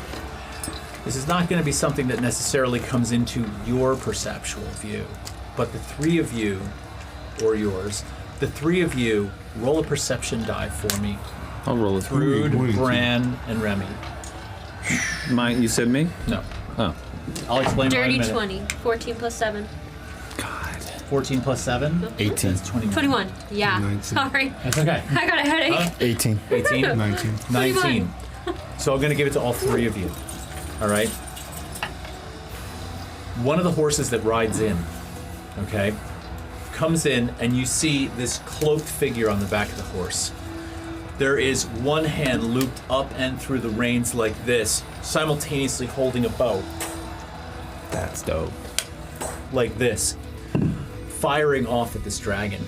The reins pull up on this horse. The horse kind of like momentarily rears up, and this cloaked figure jumps down off the horse, not 15 feet in front of your group.